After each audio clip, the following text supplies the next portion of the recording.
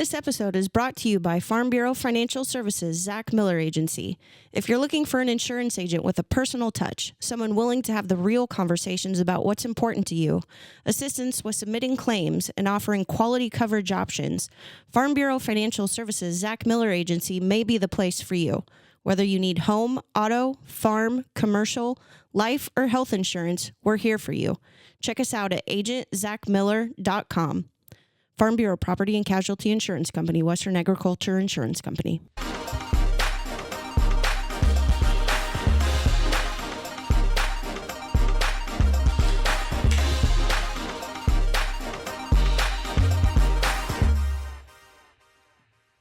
My next guest is the Lead Development Analyst at LTI Solutions and owner of Midwest IT.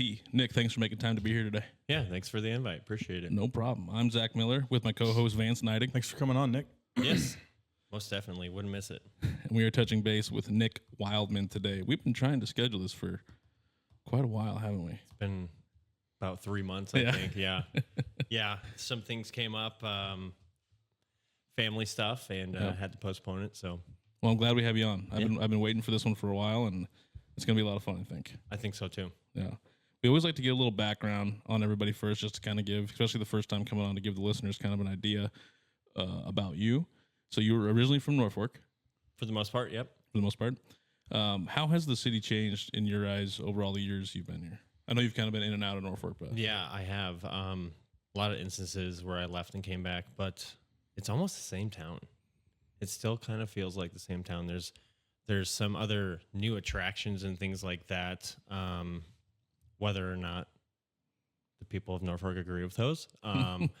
But, I mean, it's still the same town, still kind of the same feel. Obviously, some of the stores are closed down and came with the new, but it's kind of the same.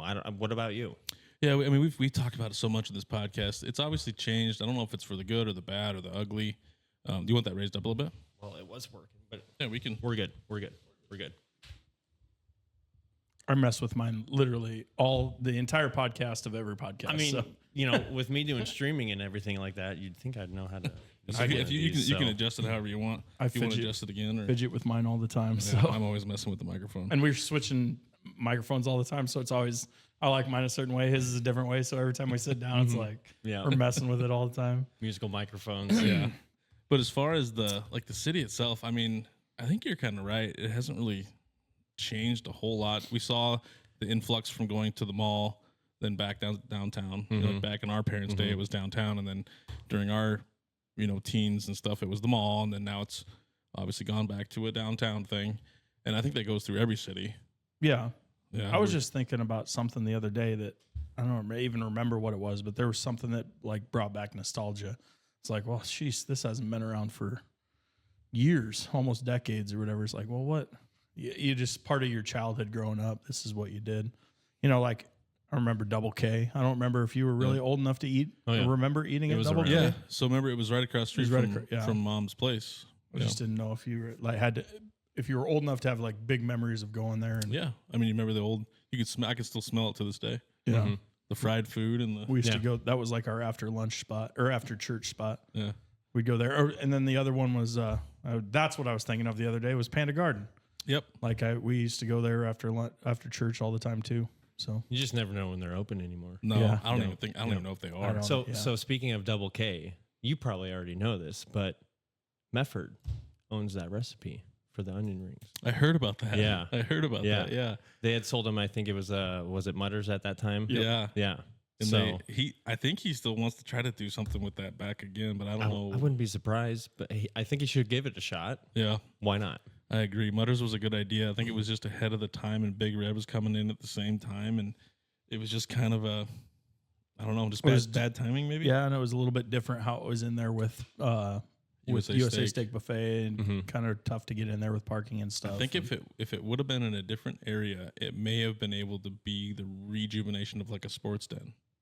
Because that's another one that's nostalgia for me was the sports den. Yeah. Used to go there a lot too. And Godfather's isn't really. I mean, Godfather's Buffet used to be kind of the thing to do, and and you used to be able to go between the two, and there's video games, and it was a lot of fun going to those places. Yeah. Now we're just walking down memory lane. I mean, as far as visually, I think Norfolk still it does look the same. Mhm. Now, political side and other things like that, I couldn't tell you. I was never really into it as I was growing up, because most of us kids were just kind of Yeah. oblivious to that. But yeah, I don't know. I do miss going to the mall and hanging out at the arcade. Yeah, I could see that. And now That would be my Friday night. You got $5 bill or Right. whatever, or 10. You get all those quarters. You could Yep. go 2-3 hours. And not all this kind of stuff's coming back. You see the rejuvenation of arcades. We've got how many in town now again? The Pizza Ranch has got one. Do they? Yeah, with the fun They call zone. it the fun zone. Yeah. Okay. It was kind of like in the bowling alley. Kings, has one. Yep. I haven't been there though. Yeah, it's more of like your Dave and Buster's style, where you get tickets. Gotcha. And you use the card, and but it's still kind of like what I think is like an old rejuvenation of these types of things. And then we got the ice skating rink, which I think it's more like I'm pumped for that because Yeah. I have skates. Do you? I don't think anybody's going to want to play hockey because mine are hockey skates, but Yeah. I don't know. I like being on the ice, Yeah, I think it'd be fun. I still want to get some curling going, but dude. we'll see what happens. It might be a smaller, court, but Yeah. we could make it work. I think it'd be fun.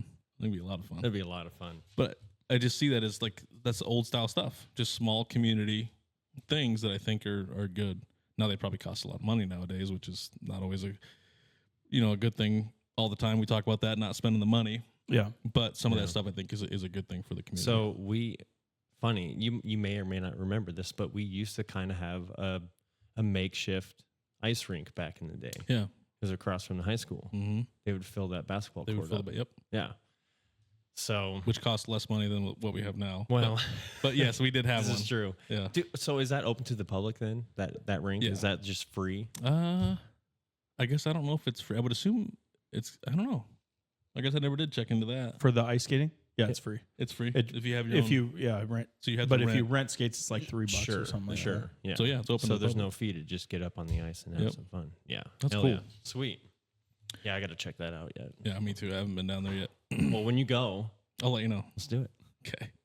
All right. That was a little tangent we went on. It was, yeah. It's gonna happen in this podcast because Nick and I have known each other since we were Second or third grade something YMCA like that. soccer. Yeah. I still got Mom still got all the pictures and stuff. But Norfolk High. Mm-hmm. So what was your high school experience like? Because I know our paths in high school were a little different. High school was good. Junior high fucking sucked. We were just fucking hated we were it. just talking about junior high. Oh my gosh, man. But no, high school was good. Yeah. What about junior high was the problem? Everybody was just an asshole. Like fucking piss off. We're all dealing with our own problems and stuff. And there was always that clique of kids that always had to pick on people. And Yeah. since I didn't go to the middle school, it's not that I didn't want to or anything. You're like the new kid. I was basically the new kid. Yeah. Even though I grew up in Norfolk and a lot of my friends, because I went to Jefferson Elementary. So I knew a lot of people from that school when I came into junior high. And most of them, they were cool. We had always been cool. We grew up together. But you get some of those people in a group of friends where they're trying to fit in, and then they become assholes, and it's like, fuck you. Yeah. Yeah. But Yeah. That's boys everywhere too. though. Yeah. But, I mean, that's kids. I hear girls are way worse. Yeah. Yeah. Yeah. But- Especially nowadays. I don't know if they were back in our day, but I don't nowadays know. they're. I don't know. I could see them being just as like I'm. Yeah. But I mean, I had my fair share of fun in junior high, but I just hated those 2 years. I hated them. We had a tough stint. So you would have been gone, but when I was there, we had 9/11 one year, and then the U.S. Bank shooting was the next year. So my 8th and 9th grade was two big things for the nation and then our area. Yeah. And back then we still had the meatpacking plants, so there was a lot of. When they say that we didn't grow up with diversity here in town, Oh, we did. we did. 100% we did. Dude, that stuff started in like easily second grade, where I Yeah. noticed we had a lot of that community coming in. Yep. Nothing against it or anything No. like that, because these people want to work. Right. There's people here that don't want to work. Right. So, hey, we're gonna take your jobs. Yeah. So It wasn't really the people that were the workers that was the problem. Is the people they brought with them. It was the PO. A lot of times. Yeah. They brought that too. the brothers and the Yeah. uncles and the Mhm. the drug dealers and all that other shit that Yeah. came with them. Usually one person would work and the rest of them came with them. Right. Yep. But here we are. That's early 90s. Mm-hmm. We didn't really see the openness because if you will, we're kind of like shielded here in Nebraska. We were for It a long gets time. still Still down. kind of are. Yeah. I mean, we talk about Omaha. That's been there for a while. Mm-hmm. But I guess in this area, we're just kind of like, yeah, come on in. Yeah. I was thinking Didn't all think the of the fights that were going on. Yeah. Different groups of people. Yeah. Your junior high, all the kids. It was almost like a prison. No Gang type situation where you had one group of people, one group of people, one group of people, and everybody's like, "Oh, we'll meet you out Central Park, 3:00." Mm-hmm. I got called out to so many fights, and finally, I was like, "Fine, I'll go to one." And I showed up. The kid wasn't there, so I got to talk shit to him in front of him and his cronies, and it was the greatest feeling ever. Like, did he just back down? Like, That's it was. funny. It wasn't like he wanted to try and fight right then and there. Yeah. It was like, dude, I showed up. Where were you? It was definitely a crazy experience, but it was definitely there was a lot of diversity. We had a lot of diversity, and maybe there's less of it now than there was back then, and it's just kind of crazy Yeah. to think about. So, But high school was good. high school was good. Yeah. Yeah. Had a lot of fun. Took a lot of classes that I didn't necessarily need. I probably could have graduated early, but you probably don't hear this from a lot of people, but I actually did enjoy school. Learning something new, I really enjoyed. I had a passion for that, I guess, if you will. So even when I was sick, my parents would have to talk me out of going into school because I'm like, no, I'm fine. They're like, no, you got to stay home. That's You're unheard not of. feeling well. That's unheard of. It was just learning new things, and then the fact that I got to see my friends while I'm there and everything else like that. So, but there were a few years that actually did suck. Obviously, high school comes around, and you're like, I'm ready to get out of here, but. It was good. Like I said, I took a lot of classes I didn't need, like woodworking and marketing. It was a good time. Were you involved in any sports or activities? You didn't play too many sports, did you? So I did. What did I do? 7th grade football, and then I did 8th grade football, and then I stopped. Oh. That's when skateboarding took over. Okay. When I was about 12, 13 years old. Also, was that later in life? I didn't realize that. Yeah, I'd always had a skateboard around from the time. I was little. I didn't ride it a whole lot, but then Tony Hawk's Pro Skater came out, So then I kind of went with that. That really kind of added more fuel to the fire. So I'm like, I'm going to take this more seriously now. Nice. Any other activities or anything through high school? Frisbee golf, the occasional golf, even though I really sucked at it. I still train golf today. Because you weren't in band, right? You didn't ever play an instrument? No. No. You play an instrument, though, right? I do play, yeah. I play guitar. Right? That's what I thought. Yep, self-taught. I've maybe taken a few lessons and stuff like that when I was younger, but pretty much just kind of pick it up and start playing. Nice. Mm-hmm. How did you decide on a college? Man, that's tough because I went to a lot of them. Mm-hmm. So out of Northeast, I had talked to my parents at the time. I'm like, hey, here's what I want to do. And we kind of talked about, here's what we can afford, here's what we can do, student loans, blah, blah, blah, yada, yada, yada. And I thought, I'll stay at Northeast. Why not? I will take their auto tech program because I was interested in vehicles and all that stuff, kind of a motorhead still to this day. So yeah, I decided I'm going to go to Northeast for a couple of years, take their program, and become an ASE certified technician. Why not? I like working on vehicles. I did not realize that's what you went for initially. Yeah. I knew you were a gearhead, but I thought that was all self-taught too. Mm-hmm. So I made it a year at Northeast. The program was going way too slow for me, which I get it. They've got to get people started, especially if they're not kind of familiar. Never been in it. Exactly.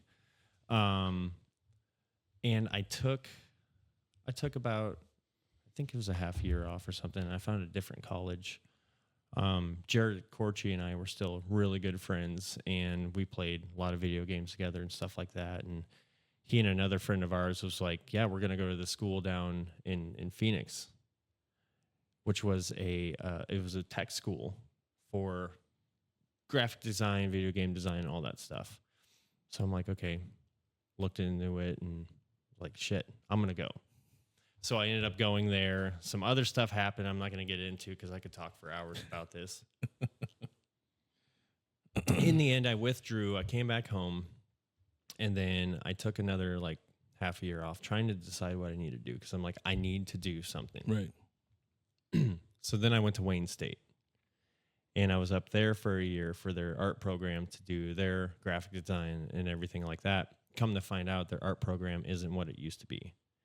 I mean, it was phenomenal back in the day, but you come to 2010, 2012, their stuff is dated. And so I just cut ties there, and I'm like, I need to find something different. So at that point, I've already touched 3 colleges, right?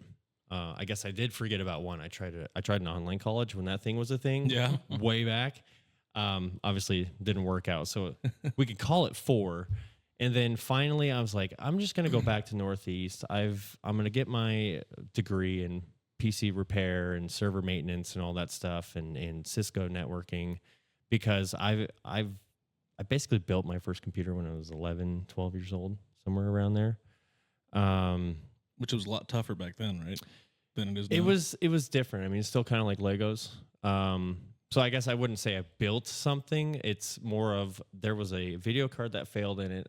I was like excited to take this thing apart and see what it was. It was an old Gateway 2000. Okay. And the card had failed. So we get this new card as a warranty replacement. I take the side of the case off and everything and pop that thing out, pop it back in. I mean, it was as easy as that. I'm like, this is so cool.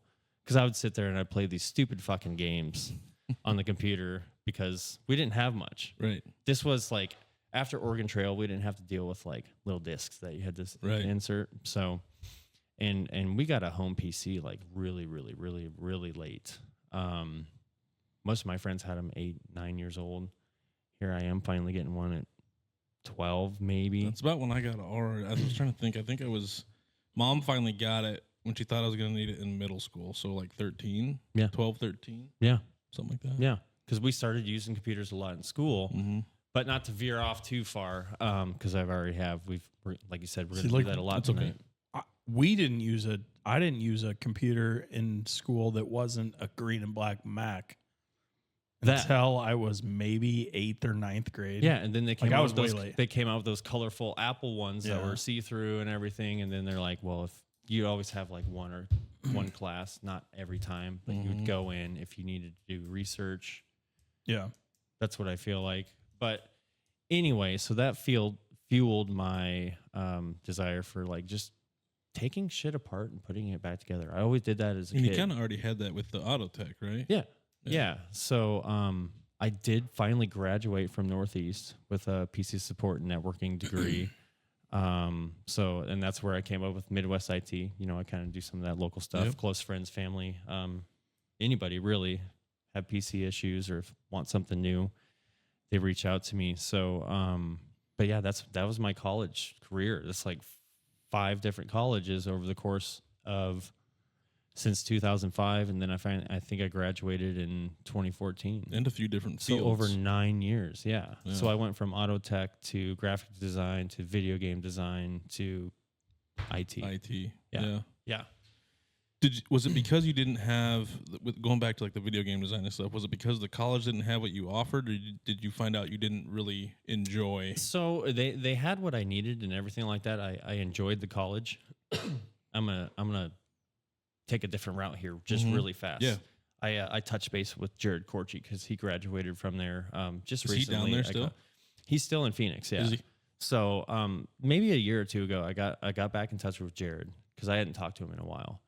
And I'm like, hey, he goes, yeah, that degree didn't turn out to be anything. It basically was just kind of like a free ticket into video game testing, just kind of puts you in front of the line. Oh, just a tester. Now, I could be, that might not be 100% accurate, but even though you went to school for the design, whether it was coding or the art side of it to do the modeling, it didn't guarantee that you were going to go in for some big wig corporate company. Wanted experience, right?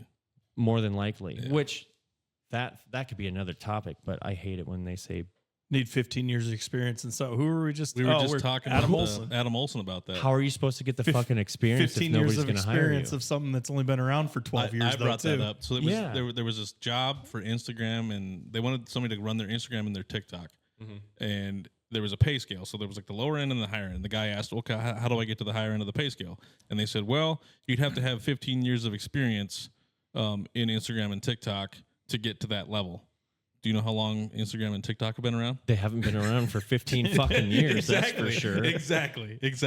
That's kind of my point. Is like they want all this experience, but how do you whatever. Go ahead though. Sorry. Yeah, no, it's totally fine. Now I completely fucking forgot what we were even talking about. We were talking about your the Phoenix, in that the game design. Oh, yeah. Wasn't really your. Yeah, so it turned out that Jared. I mean, it's not that he couldn't get a good job or anything like that. It just wasn't what he had hoped. Which I'm kind of like, fuck. I'm kind of glad I dodged that bullet. But long story short, we had some finals due before like our fall break or whenever it was, and what was strange was I was going to this college physically, but half my classes were online. It was really fucking weird.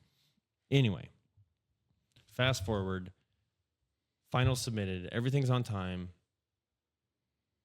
I go and check my grade like a couple days before I flew back to Phoenix. Excuse me.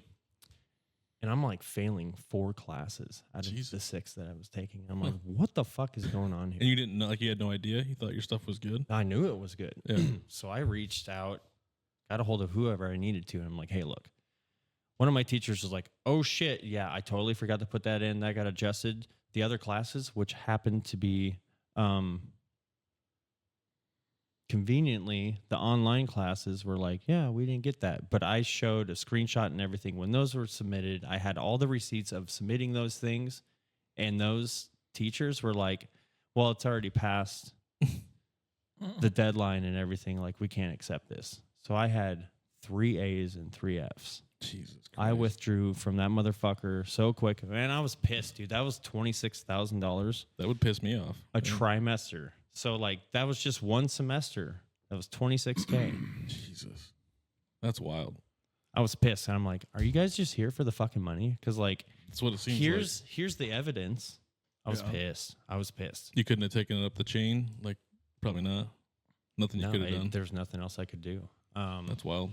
So I took a gamble, and I think within the next couple days or so, I packed up all my shit, put it in my car, and I fucking left. I came back home.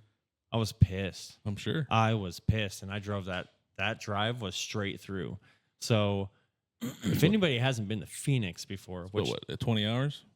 Yeah, 21. So yeah, because we drove to the coast, and that's just stopping to get gas. Yeah, that's it's not taking like a piss, taking a shit, maybe. Yeah, maybe picking up a snack when you're filling up for gas and going. Like, there's no sleeping in between.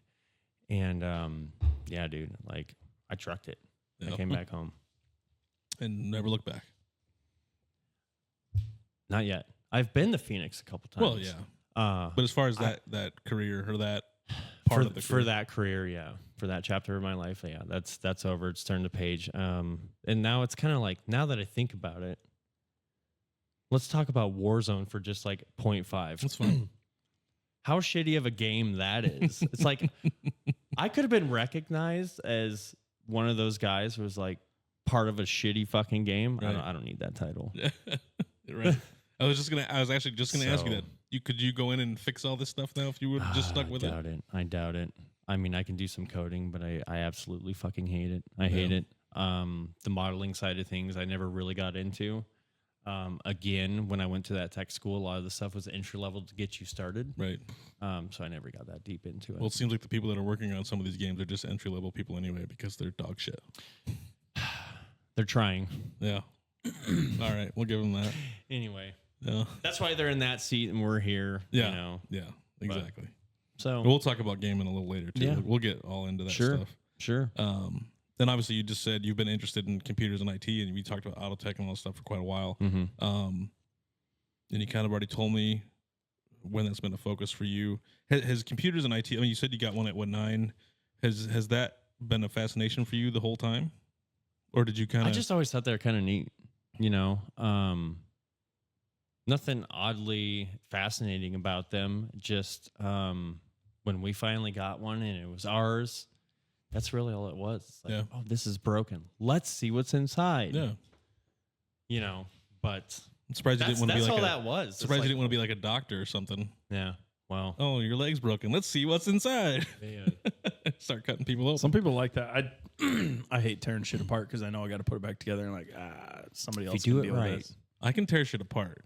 It's the putting back together That's that I my won't point. remember. That's my The point. problem- Like, I don't want to put it back Yeah. together, so it's like I don't want to tear it apart. I want somebody else to tear it apart, and then you go put it back together. The problem about just give it that- to me working. Like if you can't do that, it's because you're waiting too long to put it back together. Yeah, 100%. You'll take it all apart if Yeah. you don't have the shit organized and you don't exactly remember. You're like, Yep. well, I'm fucked. Now Yep. what? What the fuck do I do? That's exactly why. That's exactly why I don't do it. If I do it all in one shot, I can do it. Yeah. But if I have to take it apart and then wait a day and then come back, I'll be like, well, this is freaking Chinese. What is this? I could literally do it. Like I don't think you're misunderstanding. It's not a time issue. Yeah. It's I don't know. I'm not that guy. That's I okay. don't work on a That's okay. vehicle. I don't work on computers. I fucking hated Legos growing up. I hated them. I could not read those goddamn instructions to build the hate shit. Legos. So I fucking hate. I'd get pissed. I'd get frustrated. I'd be like, fuck this. I'm done. Yeah. I'm not a Lego guy, but I like to tear apart engines and everything like that. I like to do my PC builds, which PCs are a lot less intricate Yeah. than Engines. an engine. Yeah.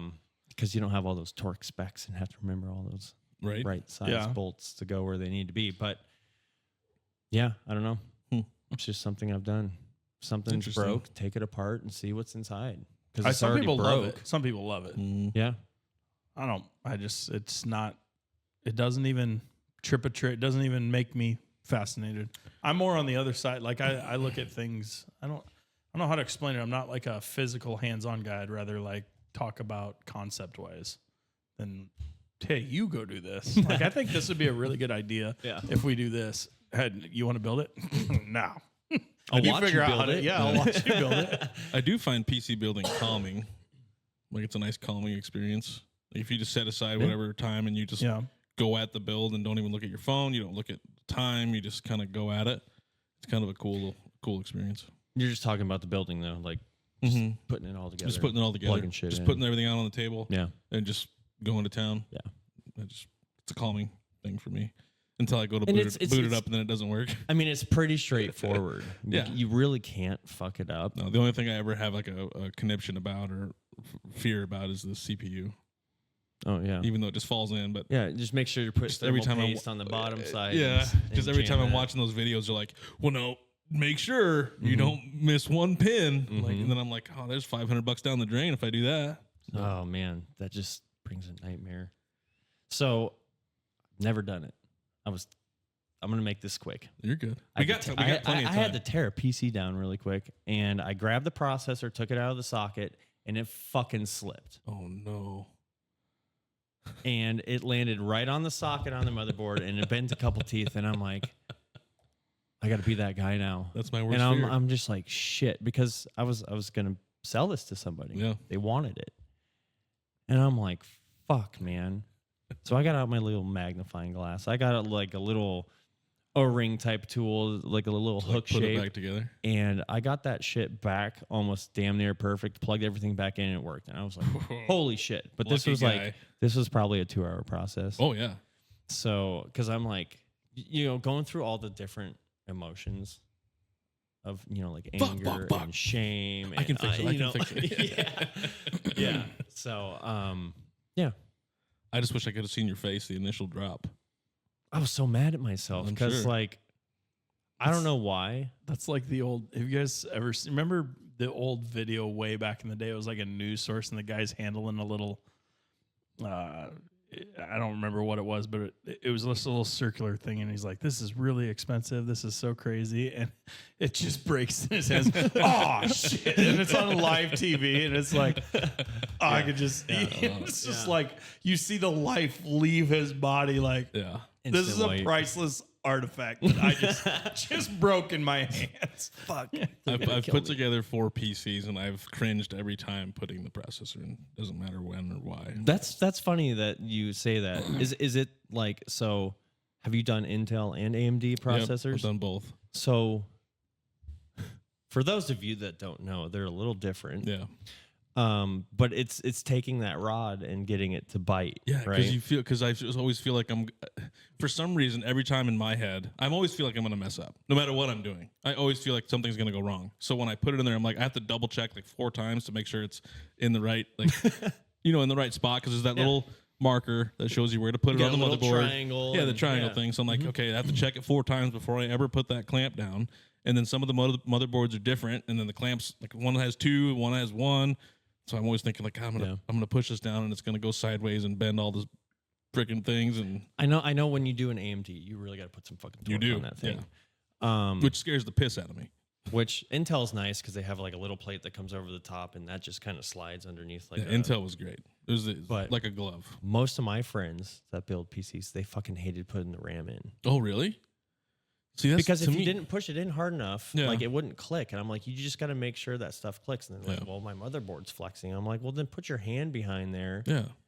to Well, yeah. support it a little bit more. Yeah. But they were always afraid to actually to break the main board. Hmm.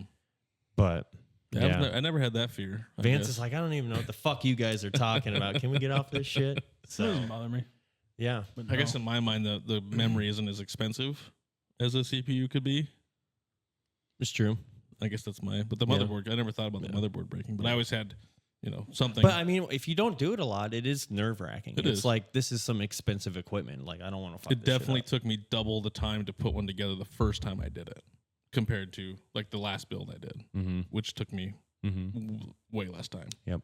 Yeah. Yep. And so that's funny because we have maybe a couple viewers that do this themselves, and where they end up calling Nick, so they can do the hardware swap. Yeah. But then shit's not working after that. Yeah. Like, well, how I can't boot up into this. I can't Yeah. do that. Why isn't this happening? So I think I called you the first build I did, but I don't know if I've called you on the last ones. I've obviously called you with other issues. yeah, And I've told you you're probably going to have to put Windows on that old computer, but do whatever we need. I still haven't You figured never it know. out yet. Yeah. I could figure it out. I just haven't had time. Yeah. I hear And I know that. you can do it way faster than I can. Yeah. So getting back to the jobs in the IT industry. So we're to that point where you've had jobs in the industry. We're the network admin at Power Sports Nation. I was. Give us kind of a little insight. Have all these jobs? I got 3 jobs here, not including this last one. Did I send you my resume or something? Is that why you know this? I'm a pretty good creep. I can creep pretty well. So It's on Indeed. You Yeah. can find it. yeah, we're like that one, and then Stealth Broadband and the client, the server technology group. Are all those different positions? Like, were you doing things in a different capacity? Because I don't want to ask you all 3 if they were kind of doing the same thing. You can kind of give us an overarching. Trying to think about that. So I've got Power Sports Nation, I've got Stealth Broadband, and then I've got Server Technology Group, So there's not that other one on there. and I've That's got fine. the Lead Development Analyst. Okay, what you're so doing now. Obviously my lead development analyst is way different from everything else. That's So- why I kept it so, separate. yep. Yeah. So what I'm going to get into is actually those is it 4? I've got 3. 3. I've got Power Sports Nation, Stealth Broadband, so network admin, network technician, and system engineer. So those 3 are actually a little bit different. So the network admin at Power Sports Nation, Todd and Diane Diggy, good people.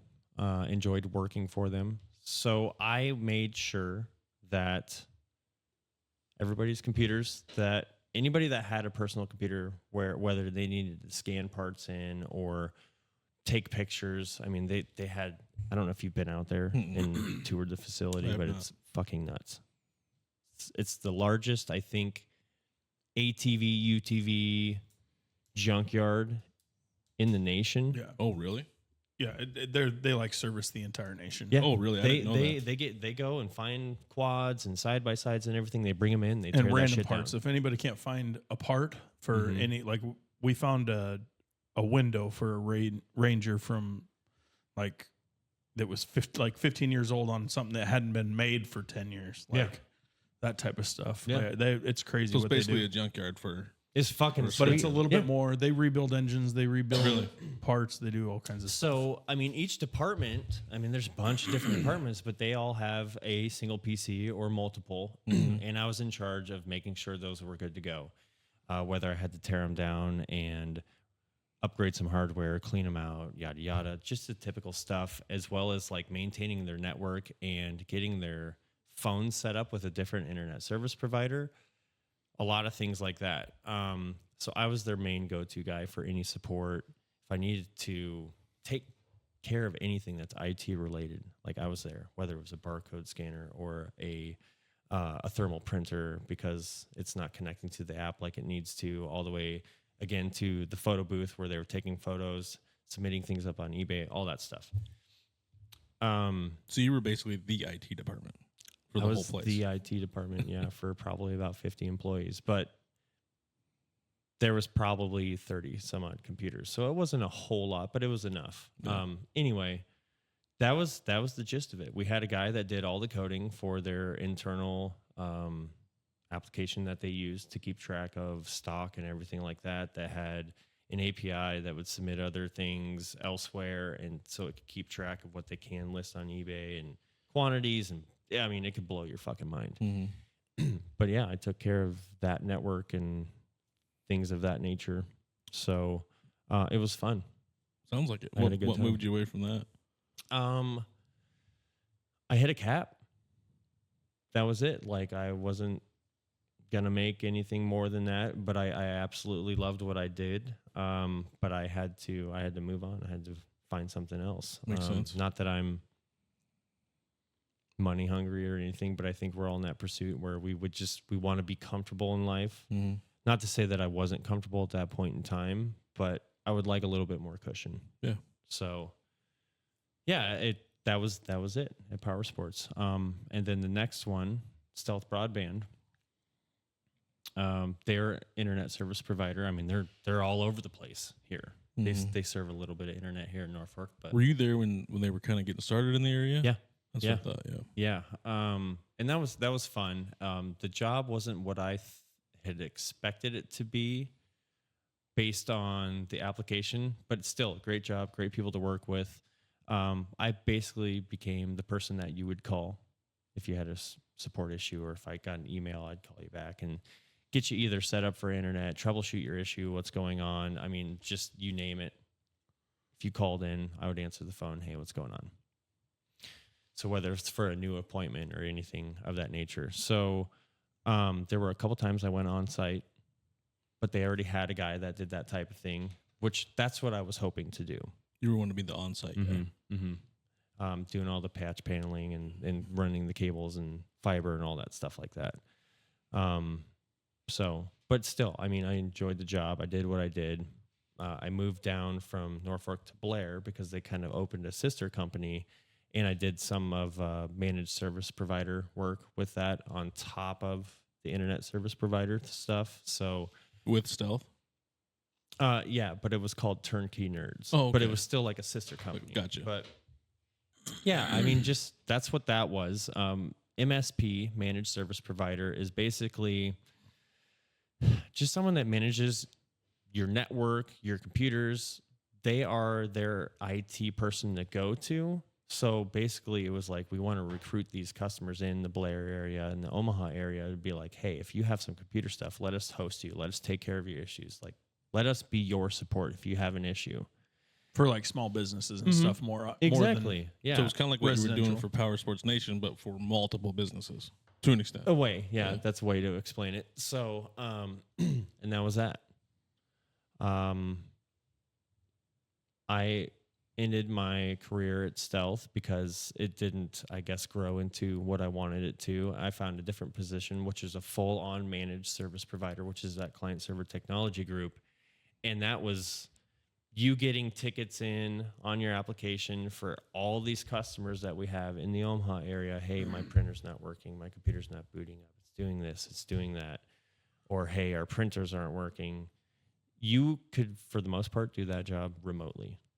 Log into a server, log into a machine, get them to force restart, things of that nature.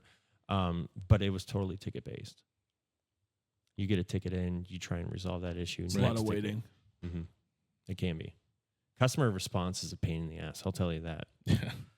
I'll tell you that. Yeah. I mean, it's no fun. But so yeah, I mean, those three have all been kind of different things. Whether it's managing an internal infrastructure, supporting people that want internet or having internet issues, to managing things where people are having all sorts of those problems, but they come to us and create a ticket, Right. and do it that way. And it can include some computer repair, but it's pretty slim. Yeah. So, but again, I could go super far into why, but I don't want to. You're good. Be here Were forever. half of those calls for the tickets was a lot of just like piddly Yeah. stuff? Yeah. Did you always have Literally turn it off and turn it back on? I was just gonna say, did you have to do a lot of that? Yeah.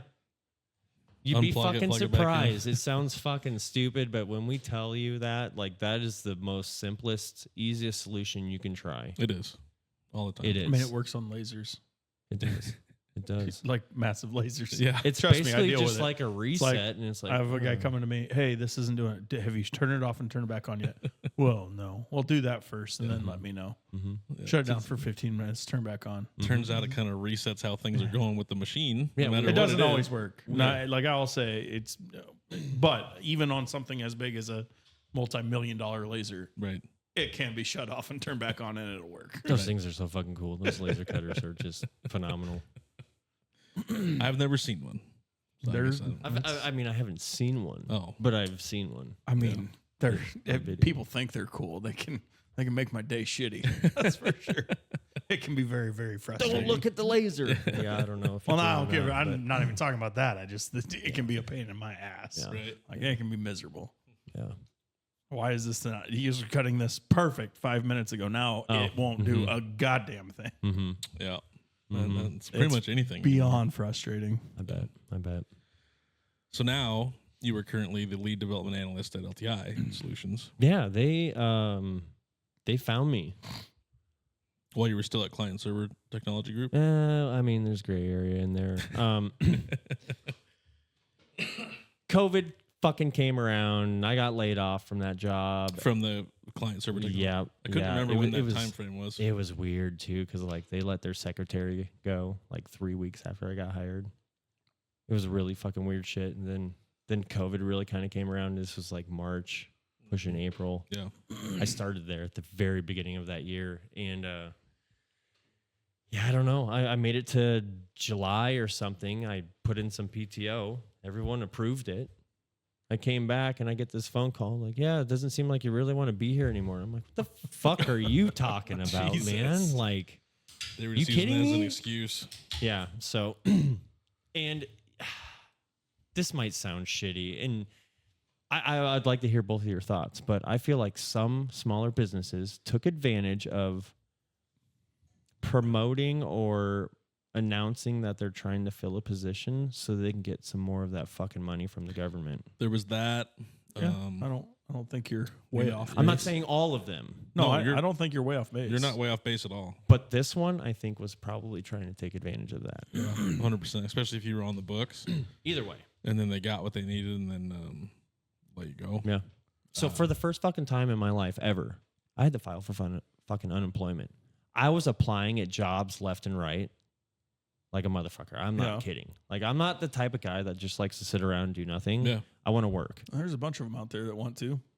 And if you don't work, you can't pay for what you need just to survive. So it's like, I need to work. But Right. so I had looked, and I had put off this whole applying for unemployment for some months. And I'm like, It was I quite a can't. while. I didn't want to. I didn't Yeah. want to just give up. You and I had that conversation multiple times. Yeah. Yeah.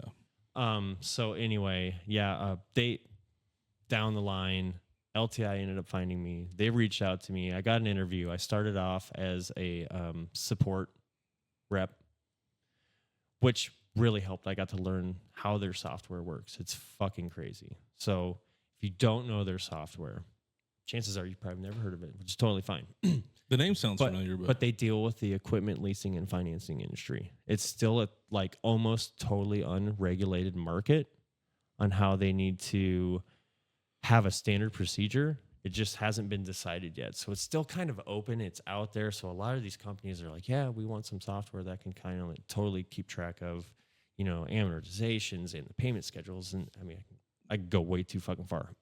Anyway, so I started off as a support rep for that and just learned the software inside and out. And when they hired me, they're like, no shit, this is going to take minimum of 18 months just to fully start to understand how the software works and why it works the way it does. Mm-hmm. Because, I mean, some of this stuff is pretty intricate, especially if you're the ones providing it. I'm still learning shit, and I've been there for 3 years. Yeah.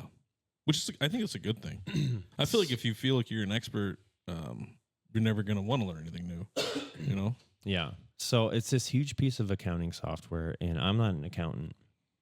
And I have contemplated going back to school for accounting, but Because of this?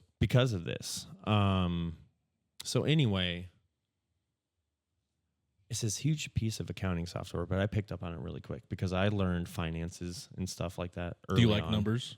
I do. He's a numbers guy too. Yeah. Math and science. That was my stuff. So I picked up on how this program behaves and what it's supposed to do and all this stuff. And about a year and a quarter later, there was a position that opened up, which was a business analyst position at that time. I applied for it. I got it, which has since then been renamed as a development analyst. But can you quick explain what an fun. analyst does? Like what that I'm a word people means? person. Okay. I take the specs from the customer and I give them to the developer. Okay. You've seen Office Space. Yeah. Yeah. I'm Okay. that guy. All right. I'm fucking that guy. But Because analyst means different things in different industries, right? Yeah. I guess it depends on how you pronounce it too. It could be an Analyst. analyst. Yeah. So a business analyst is supposed to kind of like and we don't have a traditional business analyst position, which is why it's renamed, but you're supposed to identify things that could be well received from customers, or like a positive influence of like, here's what's wrong, what can we do to make this better, and how do we do that? So you're analyzing your own side of things. You're not analyzing the business that's going to use your software. You're analyzing how you guys can do things better. It was supposed to be, it was a mix of that. So it's like, what can we do to make things better for us, but also make it better for our customers to utilize, type of thing. But it never really, it's not that type of position at LTI. So as most people know, software, you have that bugs that come through. There's some misrepresented data that people don't like. They need to get that fixed, or there's something that the software doesn't do that they would like it to do, so they pay for a custom. So you do more like end user, Basically, what end user wants to do. So like if there's a bug in the system and they say, hey, it's supposed to behave like A, but it behaves like B, I'll look into it to see if that's how we originally designed the software to do that. From there, it depends on the response to the customer. But let's say, it's like, yep, this is fucked up, this is broken. I have to intricately kind of detail what the issue is if it's not already identified in that specific ticket, on how to kind of like make this behave the way it should. Now, it's not my job to tell the developer, here's how you code it. It's up to them to look at what I provide them. This needs to do this and not this, and then run with it. So you provide them with like a detailed analysis of what you want, and then they put it in the software. Exactly. Yep. And sometimes there's multiple meetings back and forth to make sure things are working the way as expected. So that's what I do right now. I work with a lot of developers, very smart people that have been working in code, whether it's C#, Java, Python, C++, Visual Basic. I mean, there's tons of shit. There's tons of code out. In our software has probably 10 fucking different languages in it, but it just all fucking works. How do they do that? I've always wondered that, how you can have different, because we talked a little bit about that with Nate Cowie, not about code, but about he could use one software, and I was like, how are they using a different one over here, and they can mesh it together? It's because of the way the strings are created and the way the variables are named, I think is what it comes down to, how it can decipher what's different in code, because based of like how the language is designed, it can highlight certain things telling you, hey, this is this type of code. I've seen some weird shit recently. So it's like, okay. Because I always wondered the same thing. I'm like, how the fuck do you do that? Right. It's like how Adobe can't open certain files and some things can't open certain things. And you always wonder, like, why can't you just open the damn thing? Why the fuck can't I send a picture to you over text message and it'd be fucking normal? But I can send you a picture, that same exact fucking picture on Snapchat, phone to phone, and it's fucking perfect. He's talking about the Android to Apple. Android to Apple is fucking Maybe you should just get a fucking Apple. Fuck How about Apple. that? Fuck Apple. Fuck I knew Android. that was coming. No, but that's true. It's like, why can't Apple does it on purpose? So that's in Yeah, their, it's in their code. They're trying They to do it create on a new purpose. standard. I But get it. Android did create the new standard for everybody to adopt USB. The USB-C, yeah. Yes, that did happen. Which, I mean, either connection was great. They were both super fucking quick. But again, on a tangent, I'm not a fan of the USB-C plug because I don't like having that little chip dangling inside of my device, because if that chip breaks off, you're fucked. But rather than okay, the chip breaking off on the plug, like the actual wire, where you can take some tweezers, pop I've that always bitch thought that back too. out, Or and a use new- child But trying to put, they shouldn't be around it anyway, but a younger child or even Christian not noticing if something is like, because now if you take, we have multiple devices, like this takes USB-C, but my phone still takes the old Apple wire. yeah, If one of the kids takes my iPad and then thinks, oh, I'm going to plug in the old app, it's going to ruin my piece inside here. So it's, I mean, I it's would still better than the old micro USB. Oh, because that shit was 100%, fucking 100%. garbage. Oh God, that shit was Yeah, dumb because it 100%. was still like one direction. You're sitting there fucking guessing, Yeah. And you're those like, things didn't last for your phone would outlast those fucking things Yeah. by 1,000,000 years. yes. yeah. Like, it was- 100%. I hated those goddamn Yeah. things. I don't mind USB-C, but yeah. I don't know. Again, I went off on a tangent, so I'm sorry. That's what we but do on here. We don't have a scheduled time frame, so like you can literally say whatever you want to say, as long as you're. I just need piss breaks because I'm about ready to have to pee. I'm gonna have to too. I'm a piss break guy. At least we're on the same schedule. But I'll wrap it up quick with the LTI thing. Development analyst, and I turned into a lead position beginning October 1 this year. Totally new role that they've never had before, and basically, it's funny. We don't really have the career path identified yet because it's a new role. How big is this company?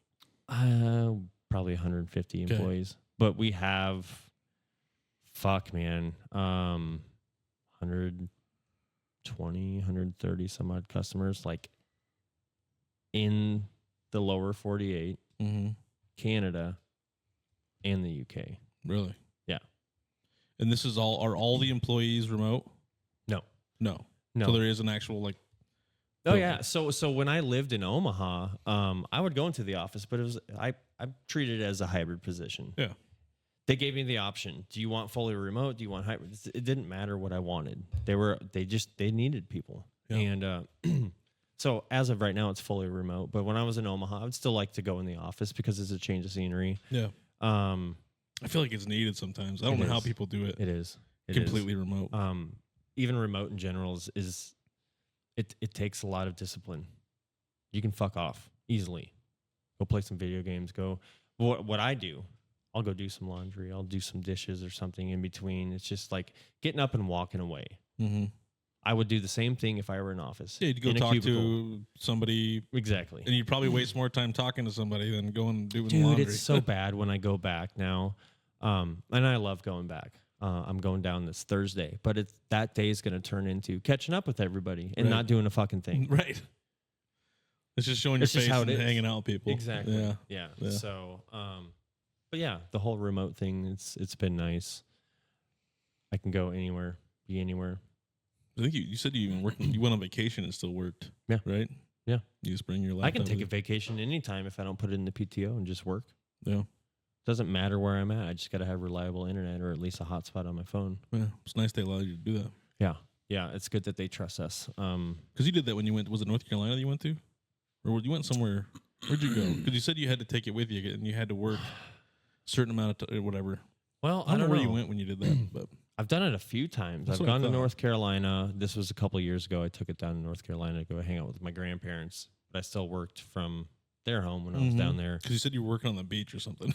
Oh yeah, yeah, yeah. And then just recently, I took it to Alaska with me, just in case somebody needed me.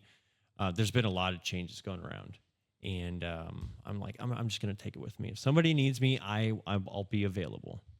So yeah, I can just fucking be anywhere. So when I went to North Carolina, I'd done that work from home from my grandparents for dude, it was like 2 months. So you were down there for a while. I was down there for a while. I was down there through a hurricane and everything. That was crazy. That was really cool. And then I shot over to Memphis, Tennessee. Okay. My buddy lives not far from Memphis. I think it was Memphis.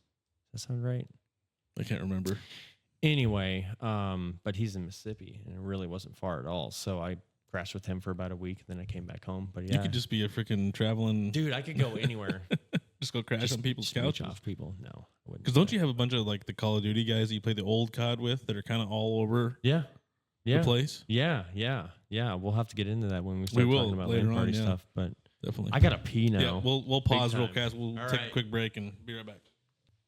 All right, we're back with Zach Shellac and the Ack Pack. Agent Life, what's going on? We're back. We're back. We are back. Yeah. This has been fun. I knew this was going to be a fun one with you, to be honest. Is there anything else you want to talk about on your job stuff? Because we're going to kind of move away from that. So I didn't know if you got it all out or if you want. I think we've got all of it out. But you're enjoying where you are now. Yeah. You like this one a lot, and I guess you said you enjoyed all of them. Yeah, So, I enjoy what I do. Yeah, it's good. A lot of good people I work with. Benefits are great. Job's flexible as fuck. Couldn't ask for anything better. So it's probably one of those. If you get your work done, you can kind of do your own. pretty thing. much, yeah. Today I called it at like 4. Just because like I know I pull my own weight. There are some others that it's like, how are you doing that? But I don't really care to learn your ways because Yeah. I was hired for a reason. It's to do my fucking job. Mm-hmm. I'm not gonna piss around. Just not that type of person. You never have been. I'll give you that. No. So let's get back to skating. Ooh. So you were on both. You said both committees, right? Both committees, yeah. Can you explain that? Because I remember the first one. So the first one For the this is for the skate park, everybody. yes, for the Norfolk Skate Park, Miracle Skate Park. Ellenbergers had started that one Okay. along with And this was in what year? God, when fucking gave me year the was years. this? So when we finally got it done, it was 2004. But I want to say I know I was in junior high, so I had to be It would have been what, you and Luke? Not Luke. Nick. Nick. Yep. So that would have had to have been 2001. Okay. So that's when everything started. And then it was open. That's in what I 04? remember. Okay. So don't quote me. No, on you're this. good. I'm trying to figure this all out. So this would have been like 8th grade. Nick and I got along. We both skated. Our parents had known each other since high school. Well, we all grew up playing soccer together. Yeah. So the parents knew each other, yeah. pretty much. Yeah. So Nick and I hit it off with skating and everything like that. And I don't even know how it came about, but we knew Norfolk needed a skate park. We needed to do something. Because anywhere we skated, you knew Norfolk needed a skate park, or you needed a skate park. yes. So, but there were so many of us, and a lot of us were getting kicked out of everywhere. And there were no signs that said, "Hey, no skateboarding." It was just kind of like a verbal warning, like, "Hey, you guys can't be doing that here." Where did you guys go before that? Fuck, dude, we went everywhere. Yeah. So street skating anywhere in town, but as far as skate parks, we would have to travel. Yankton had one already at that point in time. Omaha had just their one, Roberts Park. Council Bluffs eventually built one. I've been to one down in Wichita. I've been to a couple in California. I've just kind of been all over the place. Some in Colorado. Yeah. So growing up in this area, we had to travel. Yeah. If we wanted to go to a legitimate spot. Yeah. Yeah. So. And Yankton at that time would have been the closest one. Yeah, but that park was so sketchy. That shit was sketchy. Like the park itself, or just the area, or the people? It was the park. It was like handmade ramps, bring them up, almost type of thing. Gotcha. It was, but it was fun. It was something, right? Yeah, yeah. Like half pipe in the backyard. So, yeah, I don't know when it started, but like 2001, I became involved. We did a bunch of parades. We did fundraising. We went in front of the I don't even know who the hell we went in front of. In front of one of the boards. You would have maybe had to Board of Recreation down in, but we went to the Capitol in Lincoln. Oh, okay. And presented. Yeah, gave it. There's like, hey, here's why we think we need this. You know, I'm sure you're trying to get some funding. Right? Exactly. Yeah. So all this stuff happens. We get a lot of fundraising, and we're just a little short. And were there any grants involved? Do you remember in the first one? Was it all boots on the ground fundraising? I want to say the city had matched a certain city amount. Did? Okay. Yeah. I want to say it was like 20,000. Okay. It's better than nothing. Right. I think the park what we aimed for, I want to say it was about $100,000. Okay.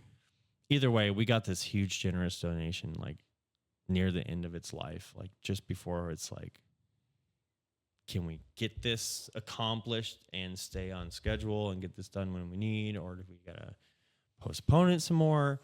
And Johnny Carson came through. It was like, I'm pretty sure it was a $25,000 donation, but on top of that, Tony Hawk came through too, with like about the same. Like his foundation. Mm-hmm. Mm-hmm. So that helped. He do that for a lot of places. Tony Hawk. Yeah, Yeah. like a lot of Tony Hawk does. Oh yeah, to for a skate lot of parks? cities. He still Oh, does. yeah. So his foundation has So I didn't know if provided- it had something to do with like maybe the Johnny Carson thing, or just you guys finally Yeah, I got don't through know. to him. I don't know, but Johnny Carson was still alive around that time, Yeah. and I don't remember what happened, if we wrote a letter to him or what the deal was. I'm sure it was some but- kind of a, not a grant writing thing, but I'm sure it was a letter of some So sort. yeah, I mean, but this dream came true. The company had been picked out. That's another story, but To build it. we finally got this thing done. Yeah, it was supposed to have a lifetime warranty, Gotcha. and then they went out of business, Well, like not even a year later. That'll So- happen. Similar to the windmills. yeah, similar to the windmills. Yeah. Yeah. But we had that park basically for the next 16 years. The city tried to maintain it. Mhm. I'm sure they didn't have the knowledge of how to. Yeah. I'm sure it takes more than just normal. Us skaters could probably done a better repair job than the city But, did. yeah. But anyway, besides the point, they should've just tried. hired you guys. They Would- tried. So, is that not to play a little devil's advocate there? Sure. I'm going to play a little bit on the fence here. Do it. Did you guys just walk away, or did you guys continue having conversations with the city? Like, we got this, we built it. We need to have conversations how we're maintaining this. I'm not sure. I can't really answer That's that what- because I was just curious if maybe it could have been. no, it's a good question. The committee could have been a little bit more proactive, and the city could have been more proactive instead of just one person at blame. Well, so the tough thing about that is I'm not entirely sure if the city even knew that that company had gone out of business. But in I that mean, time even if frame. they're But- not out of business, you should probably maintain something. And also by in my that time, opinion. you and Because Nick, it was Memorial Park. right, That Yeah, that pool was still there. right. yeah. Because you and Nick and but probably- even no matter what you have, maintain whatever you Yeah, have. yeah, Like I yeah. don't care what it is. Mhm. but all of you skaters that were probably on that committee were probably gone by the time it needed more help. Is that? Oh yeah. That, I mean, that's if that was 04, fair. you would have graduated in 05, Uh-huh. and then we're gone. You you said 1 year at Northeastern, you were in Phoenix. Mm-hmm. So Yeah, I was skating Phoenix skate parks. yeah, But So- I'm just saying, like, no, I know. build that culture, bring more Right. people that are younger Right. in. And the kids knew to You take know, care of it. Some yeah. of them would do that. They're like, this is falling apart. I'm Yeah. gonna fix And it. it almost seemed, But And we need to have a conversation, have meetings with the city. City's got to be open to that. yeah, The skaters got to be open to it. yeah. it almost seemed like skating kind of lost there for a little bit too. Like it was you, like your grade, my grade, and maybe two below it, and then it kind of went away a little bit in town. Is that true? Am I just didn't see it? Oh man. That's tough because around that time I wasn't really around. Yeah. So And I'm not in that community, so I don't. I'd have to ask. 'Cause You by guys the- are still around. You're our skateboarder. No, I got. On I mean, one, I did I wear. got on one skateboard, almost cracked my head open, and I never got on one again. I've never skateboarded, but I've worn DC shoes. So there you go. There you go. I'm basically, worn DC I'm a de shoes, too. facto skateboarder. You And know, I used to shop. I used to shop at PacSun. I mean, I get it. I still Yeah. do. I'm basically that guy. Yeah. Yeah. Yeah. I think I'm an honorary. You know, they give honorary degrees. I'm an honorary Yeah. Because skateboarder. every skater that I know would have left town after they graduated, Pretty and that much. would have been my grade, Mhm. and then that's it. So I guess I don't know. Mm-hmm. Yeah, no, that sounds about right.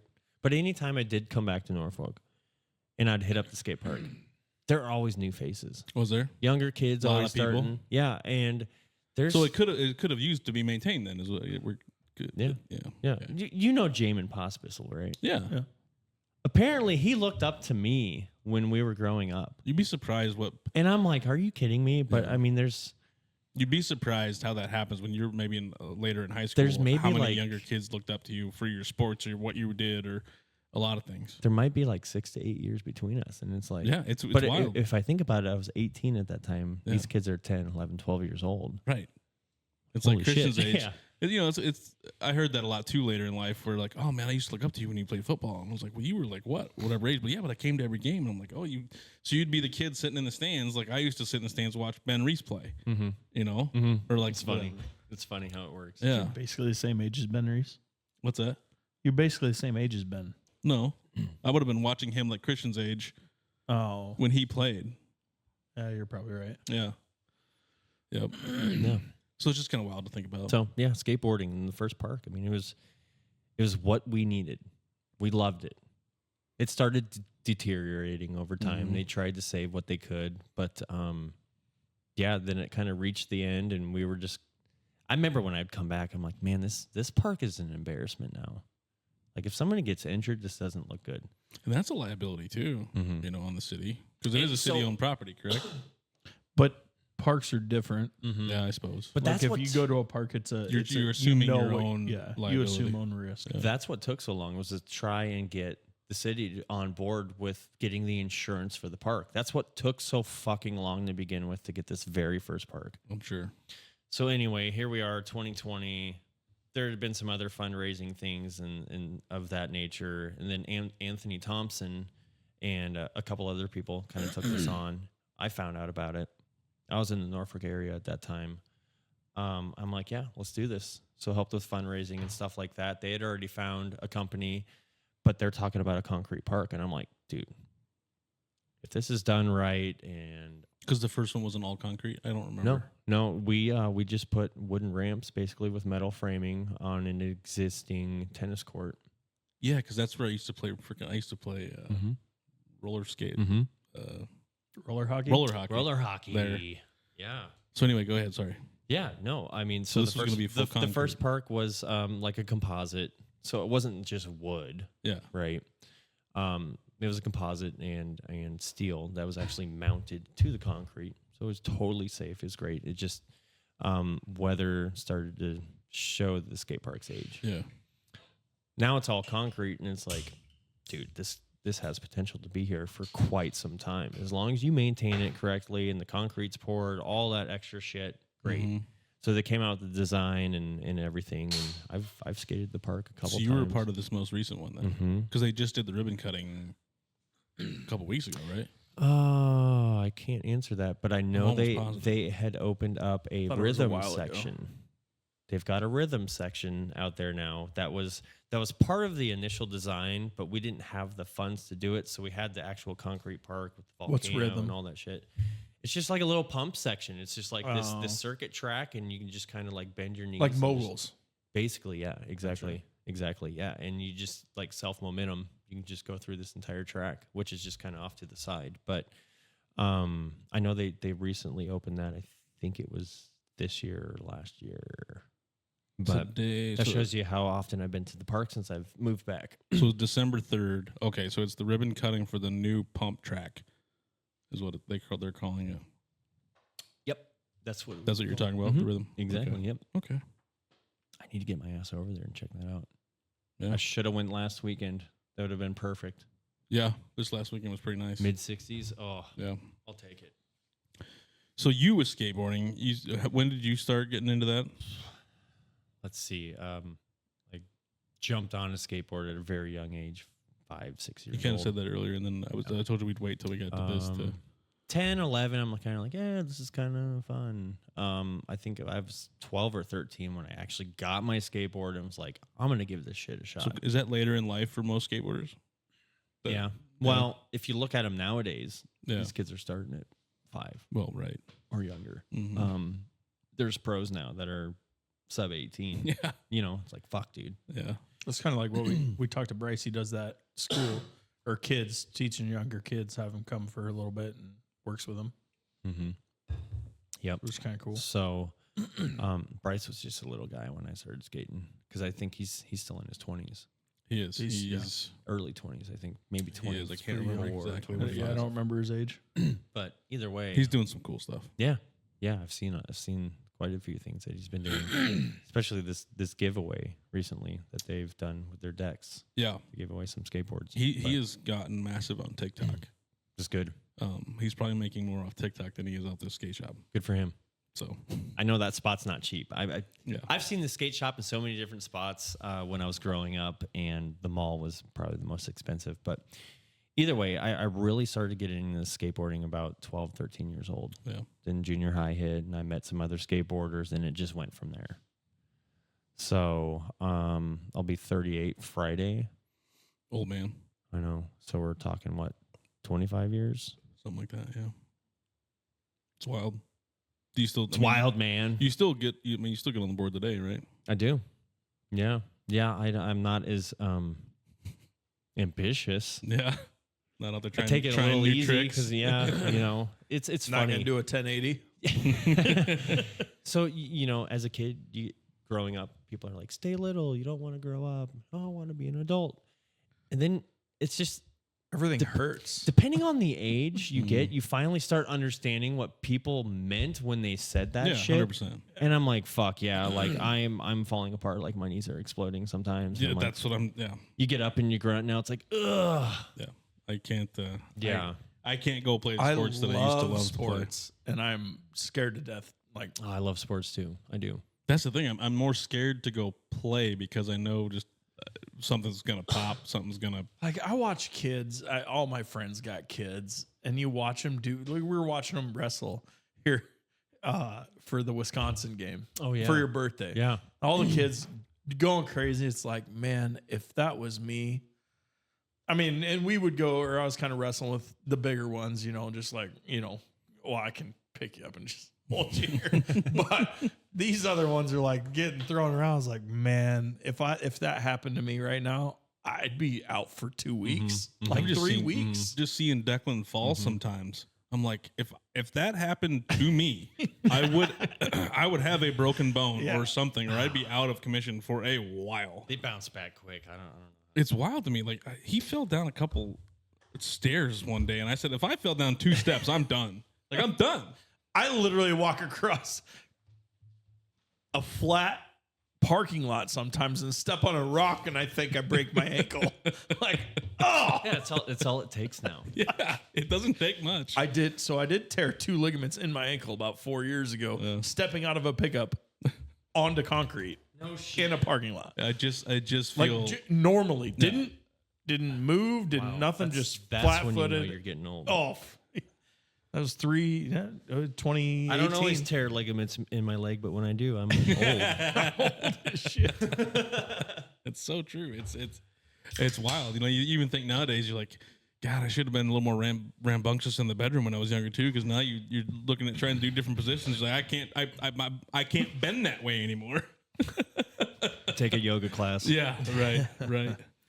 So yeah, but that's skateboarding. Entered a lot of competitions. I didn't get first in any of them, but that didn't deter me from entering in another competition. But were those all local? some were local, some were down in Omaha. So, but yeah, it was a good time. Skateboarding is a progression sport. This shit kids are doing today is nuts. When we were thinking the stuff they were doing in the 60s, 70s, and 80s was nuts. Wasn't it a 900 that Tony did? Yeah. That was the big thing. Yeah. And Yeah. now they're doing. There's a kid out there doing 3 900s in a row, back to back to back. That's what I thought. And There's it's like Travis what? Pastrana is literally watching dudes on motorcycles do double black flips for warm-ups. He's like, Yeah. that was my biggest That was my trick. ever. And this guy's out here doing them for warm-ups. Yeah. Wild. Yeah, Double It's back fucking flips. crazy. Like It's he crazy. almost killed himself multiple times trying to do But double he back set flips. that standard. He set the Yeah. bar. Yeah. So now everyone's like, I got to do better than that. And obviously, things have become lighter too, right? Like the bikes maybe have become Well, lighter. better suspension Yeah. and things Yeah. of that Things nature. have- things But have gotten yeah, better. Yeah, But yeah. and people wouldn't try that. Like that's the other Right. thing. Like Yeah. they watched one person fuck shit up and Well, yeah, because back in then he didn't have the foam pits that they do nowadays to practice. No. You can go practice your stuff in a foam pit. Back then he was hitting ground, yeah, yeah. It's crazy. practicing shit. that kind of well, stuff. there, So. yeah, and there's like, it's still crazy what the motorsports thing is. I go crazy about watching the fun. motorsports stuff and Travis, like the whole Nitro Circus stuff that was going on. Like but that was more than motor. He did everything with those guys. They did the base jumping. They did. Yep. I mean, all the wheelchair. Can't remember the guy in the wheelchair. Wheels. They called him Wheels. Wheels, yeah. But he would do all kinds of crazy shit. Like these guys, you guys are nuts. Like I wouldn't. No. And like I just saw a clip. I literally saw it on a TikTok or something, and he's just watching this guy do double backflips. He's like, this was my biggest trick. He does. He looks at the camera and goes, he's out here doing these for warm-ups. And back when we were in high school in that time frame, being a skateboarder was kind of the cool thing. It was. Tony Because- Hawk was huge. It wasn't just Tony Hawk. It was the Jackass guys. Yeah. You had Bam's show. He was a big skateboarder. You had all that kind of stuff. Jinko jeans. That too. Oh man, never had a pair. Always wanted one. Yeah, so it was just kind of wild. my dad would have never let me wear Jinkos. Ever. That was not in the cards for me. Yeah. I wanted a pair, but it wasn't Yeah. ever going to happen. So I mean, you get to live all that up. Yeah, it was fun. Yeah. It was a lot of fun.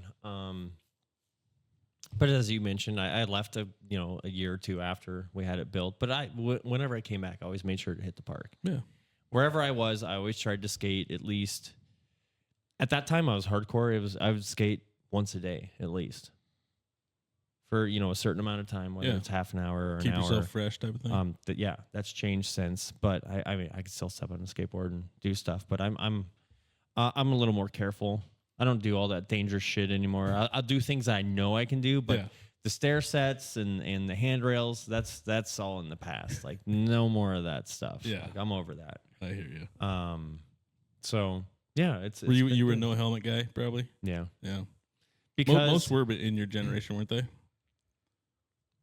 yeah, but we had kind of like a helmet rule at the park, but there wasn't. It's for the most part though, there was no helmet. If you were 18 or older, I think is what it said on there, you didn't need to have one. Yeah. It was still recommended. But so funny on the helmet thing. Go ahead. No, I was gonna say. I remember like people like you and even Jim Wyatt was a skateboarder. None of you guys wore helmets. That's all I was gonna get at. Yep. Yeah. Like helmets weren't a thing on bikes back then either. Yeah. Like I don't understand the helmets on a bike. Yeah. I've never worn one in my entire life. Yeah. Never would. I don't think. Mm-hmm. Maybe if I was trying to do backflips, but I'm old enough. That's never going to happen. So Yeah. What were you I gonna say, hear sorry? you. So I guess on the helmet thing, I snowboard too on the off season, Yep. and I've been doing that since. Man, I started skiing when I was young. Went a couple times. I think I was 7 or 8 when first time I skied.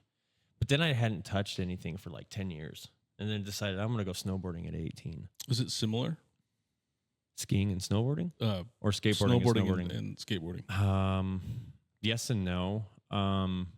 There's a lot, but I guess they say surfing is a lot closer to snowboarding Makes sense. as far as the feel. Makes sense. But skateboarding and snowboarding, like I'm strapped to my board, I can't escape it. Right. Skateboarding, that thing's totally free, you can leave it. Yeah.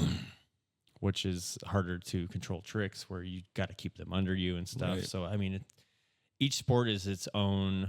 It's got its own uniqueness to it. So, but either way, helmets. Everyone gives me so much shit for not riding with a helmet when I go snowboarding. You don't wear one? I don't. Man, there's times we go through the trees, but they're not like super fucking dense trees. And I'm not hauling balls. It's not a race to get to the bottom of the mountain. Like I'm chilling. And I know all it takes is like one little slip and you still kind of get a little bump and it's like, oh, fuck, that sucked. But for me, I'm more reckless when I have a helmet. I could see that.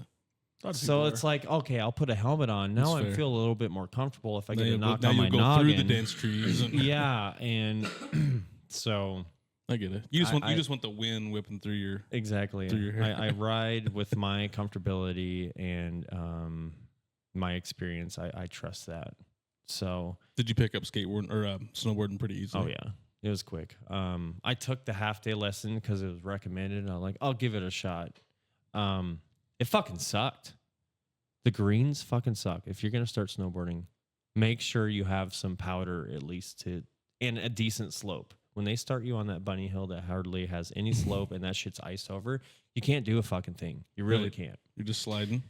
So it's just Do them they do basically that? teaching you. do they do that so you fall over and you're like, I don't want to be on a snowboard? I don't know. It could be. Because skiers hate snowboarders and vice versa. But I mean, anytime I've come across anybody, everyone's pretty cool now anymore. But yeah, dude, it's just like, at least they give you an idea of what you need to do, but you can't actually apply those rules or properties until you're on Powder. the right slope with some snow Yeah. where your edge can actually cut into something. And Right. But yeah, Otherwise, you're just flopping around on ice. flopping around on ice. Exactly. That's funny. So Anything on the skateboarding that you want to keep talking about? Not Anything that necessarily. we missed? I mean, Any it's just amazing. been a big part of my life. It has. Just did a lot of stuff.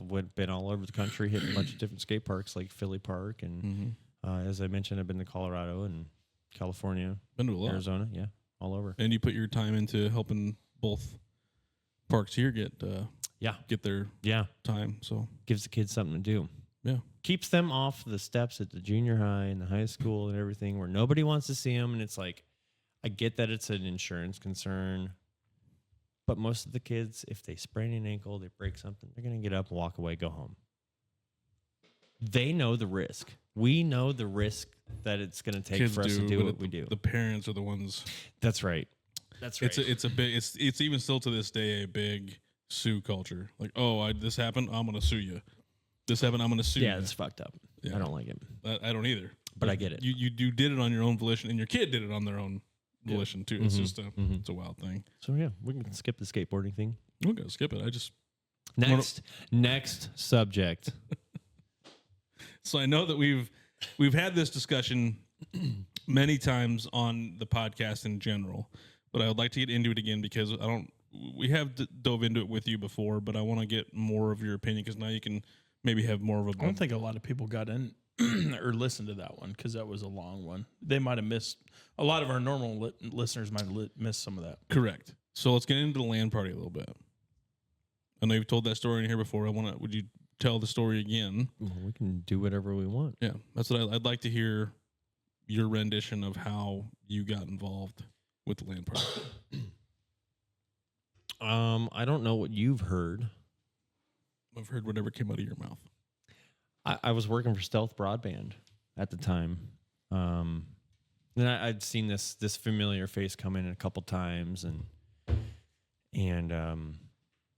knew nothing what was going on. One day David had came in looking for Kira, and he came talking to me because I was the only one in the office that day. And so he introduced himself, gave the whole spiel and everything like that. And I'm like, oh, yeah, that's really cool. You know, yeah, I do that type of thing. And he goes, are you interested? Would you want to help out? And I was like, fuck yeah, let's go. That's really how it started. Literally how it went. He came in looking for Kira, and because they already had something going on with Stealth. Stealth was going to be their internet provider. Yeah. And so he already had the idea. Yeah. He had come in. Okay. Yeah. Yeah. I mean, I'd be lying if I said I never had the idea, but I always never knew how to even get it started. Yeah. Didn't even fucking try. Mm-hmm.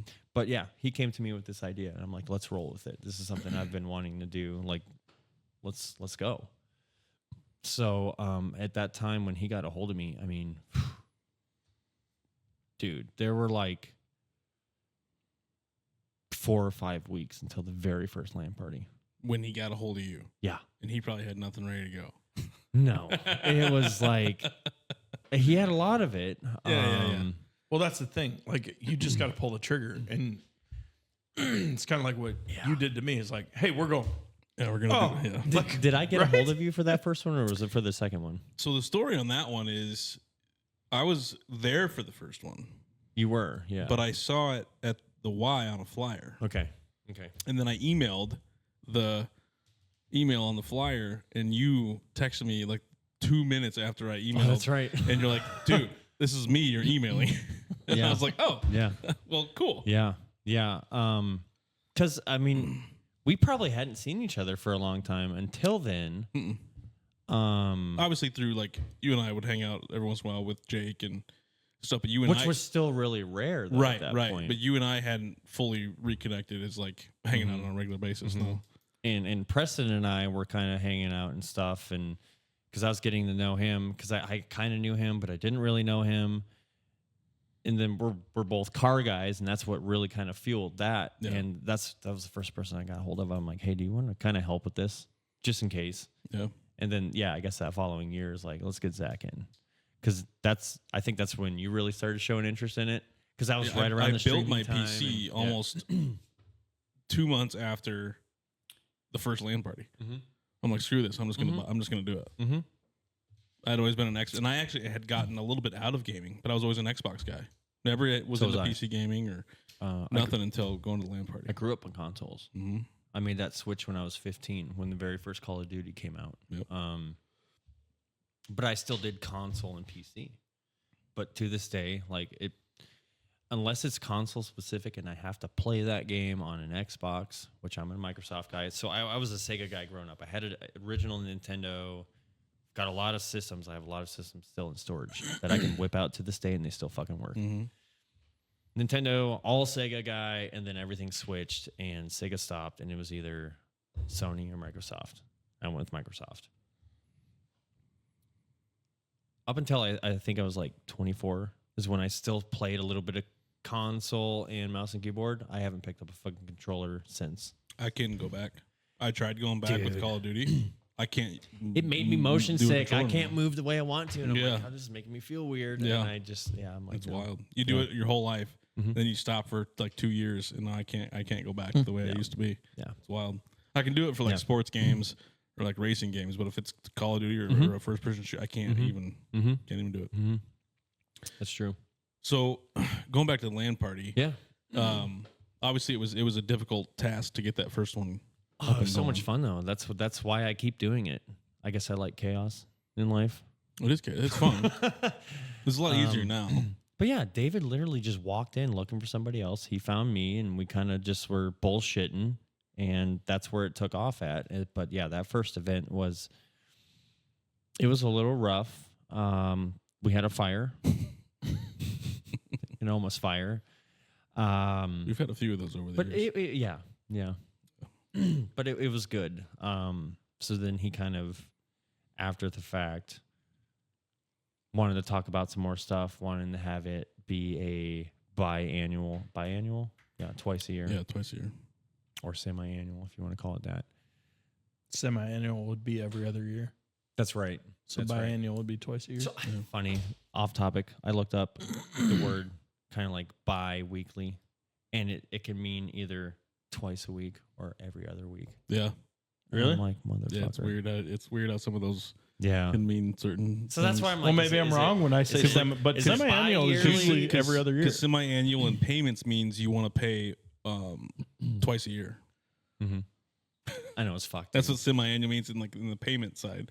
Like if you want to pay, like with maybe me, if you want to pay semi-annually, I was super confident. you pay when I the said first that. 6 I months might and then need to be admonished the for next this 6 one. months. Oh, you're good. This Maybe is I'm what they wrong. should be teaching in school. But anyway, he wanted to do it twice a year, and I'm like, okay, yeah, let's go. And then I think I got you involved, and we started slowly pulling some people in, and here we are now. What is this? Number 11, number 12. We're on something like that. Do you It's guys have a easier list every of people that have been? Do you have a knowing of somebody that's been to every single one? Yeah. Not in your group, Oh fuck! We What? know a couple Sorry. easily. like participators that aren't part of the group. Oh yeah. There's so many. Oh, I think That have Steel been to Shot every and- single and one. Austin Oh, yeah. Zeus. There's a handful of them. The Red Rock group or Yeah. that group's been there to everyone. If they haven't been to everyone, they may have missed one or two. Because like Barry's kid, he's been to everyone, but then there was one that they couldn't come to. They even made that one that was Dude, that's the my snow question. was so bad. Is there people that have been to every single one? the and Red without Rock missing. the Red Rock group. They're for people that they bring. Him and his kids. They've been to every single one. That sounds about right. Yeah. You said Austin Zeus. I'm pretty I sure. know Savion. He's Steel been to Shot. almost every single one. Steel Shot. he's All been there. the who's the boys from Stanton? Wordingers. Wordingers. They've been to every one of them. I can't think of anybody else off the top of my head, but Natasha. She's been, I think, to every one of them. Her and her husband. Yeah. I just didn't know if you guys were keeping track of those, like keeping an idea, because eventually that's something really cool to. Yeah. Dave has all of the people, and I think we're just, I guess, keeping track in our head who's been to every one of them. Yeah. I He's suppose. got all the registrants from every event. And But he probably doesn't have them by event. Though, that list does grow. He'll add if there are people missing or whatever, and then he sends out a fucking mass email. Like, here's the next one. Yeah. So He's right. I think you're getting on the track of like we should do something special for those people at some point. That's where I was trying to go with this. Yeah, he's not wrong. We're Like, growing. let's keep it, because if you're getting this big and you're growing, and like because the people that were there for the beginning, Like The I OGs. understand certain people can't be a part of that group Dedication. because turns out life isn't fair and you weren't there at the first one. Right. Well, if you were there at the first one and you made it to every single one till now and you continue to keep going. But these two fuckers, these two kids, have won so much shit. Even the big fucking prizes. Savion, like, he's winning the desk. He won his whole setup from us. Dude, it's fucking not us, ridiculous. but the land party. We probably should still do something for those guys. We should. Yeah. Just in You don't general, really have to give anything. Just it's an. I was thinking of a even like a small trophy. Like, hey, you're an OG, like an OG trophy. Yeah. Yeah. Most dedicated award Just- goes to. Because a lot of those guys aren't winning trophies. They're there to have fun. Yep. yeah. I mean, Yeah. from what I guess I made maybe it to one. You did. Hell yeah. You It did. talked me into Yeah. one. Yeah. Yeah. I competed too You did compete. Yeah. We talked you into competing. It's a lot of on fun. my console, my shitty console. Yeah. It's better than nothing. But we've grown and we made it through COVID. Yeah. That was something we were worried about. Yeah. Our first LAN party was before we even knew what the fuck COVID was. Correct. And then it hit. We were like 2 months before anybody even had an idea of like, oh, it's not just the flu, which I still consider It's it the just fucking the flu. we all Just do a sitting cold. here. Yeah. So, yeah, It was wild. we made it. We did. And we made it through blizzards. We've made it through whatever you want to, downtimes. We made it through all the mask mandates and all the crap. Mm-hmm. We didn't. Did you have to keep masks in there? You just We provided social them. distancing. you guys had to have masks. We provided them at the front. Nobody wore them. You could wear them if you wanted to, but Yeah. I mean, it wasn't we didn't make it mandatory. We did do the 6 feet thing. Yeah. So you didn't It have wasn't so your mandated, but it was tables like- weren't as close. Right. Yeah. Gotcha. And we couldn't Makes have sense. as many. exactly what it was. We couldn't have as many participants, obviously, because of that. Yeah. But that was our slowest time. Dude, frame. our best one was like August of what fucking year was that? 22. 22. We had over 100 people. It was I look at it, place like, was I'm full. surprised you have a bigger one and your summer one's bigger than your winter. I would think the winter one would be better We're because you trying to feel out the dates. Yeah, Still, it depends to this on what day. summer one, like what date it's on. If it's on a big county fair weekend, we get screwed. well, I get that, but I'm saying I think your winter one would be bigger because people don't have stuff going on. Well, I guess you got more school stuff going on for kids. But our like problem was me. I'm less busy. Like I would Yeah. never make it to your summer one. But we try and attract surrounding communities. So if the weather is shit, That makes sense. And last year fucked. was Yeah. icy and shit. some people still made it though. It's like you're a crazy motherfucker. Like you made it. You're dead. there was one that was a whiteout, and like we said, Barry, he's Yeah. coming from what, Neely or Ewing, Ewing. and they even made it just fine back and forth. They left and came back, and it's wild. How many people do you have stay through? Like all through the night. Yeah. I don't think we actually do that anymore, though, do we? We You've never done that? did a 26-hour straight. That was our first one. Yeah. We've done that once. But for people that come, Nobody from doors sit- open, nobody's- the doors closed. You mean? Most of the kids that come in will stay open the close, and they'll come back the next day, Saturday morning, and stay that entire fucking day. Oh, so you kick people out is what I'm saying. Yeah. We do now. We didn't the first couple years, but lately we've been doing that because It's too much money. it's too much. Because then one of us admin would have to stay there through the whole thing, which he didn't give a fuck. He'd do it. Yep. But You'd have I done would, the I whole would. 20. I'll You'd stay do up. 20, 48 hours all Oh, straight dude. through. the I would rest do of it. us like to go home and get a couple hours Yeah. of sleep before Yeah. we come back. And I'm always the one that has to be there right away in the morning because Oh, you gotta Christian's do always playing Minecraft. Fortnite, Dude, that's what it was. which is Was we it? I keep didn't always remember if putting it it was- at 8 a.m. I got to pee again. That's fine. We can pause it. I broke the seal. That's okay. We're old men. It's okay. All right, we're back. We're back. Now I got two people that here that got to keep whining about fucking going to the bathroom. Usually, I still haven't gone yet, but that's par for the course. I mean, I may have prostate cancer. It is what it is. You'll survive. Hey, the good news is you know an insurance guy. Yeah. No, I just like We I've started always- drinking earlier than Yeah. you. So I've that's always- excuse. okay. Yeah, I was working. I've always That been makes a. sense. I pee a lot. It's just the way it is. It's Can't good really for help you. it. Yeah, and it's not good to hold it. Yeah. Yeah, it is. No. It teaches you. Yeah, because that really long one is very nice.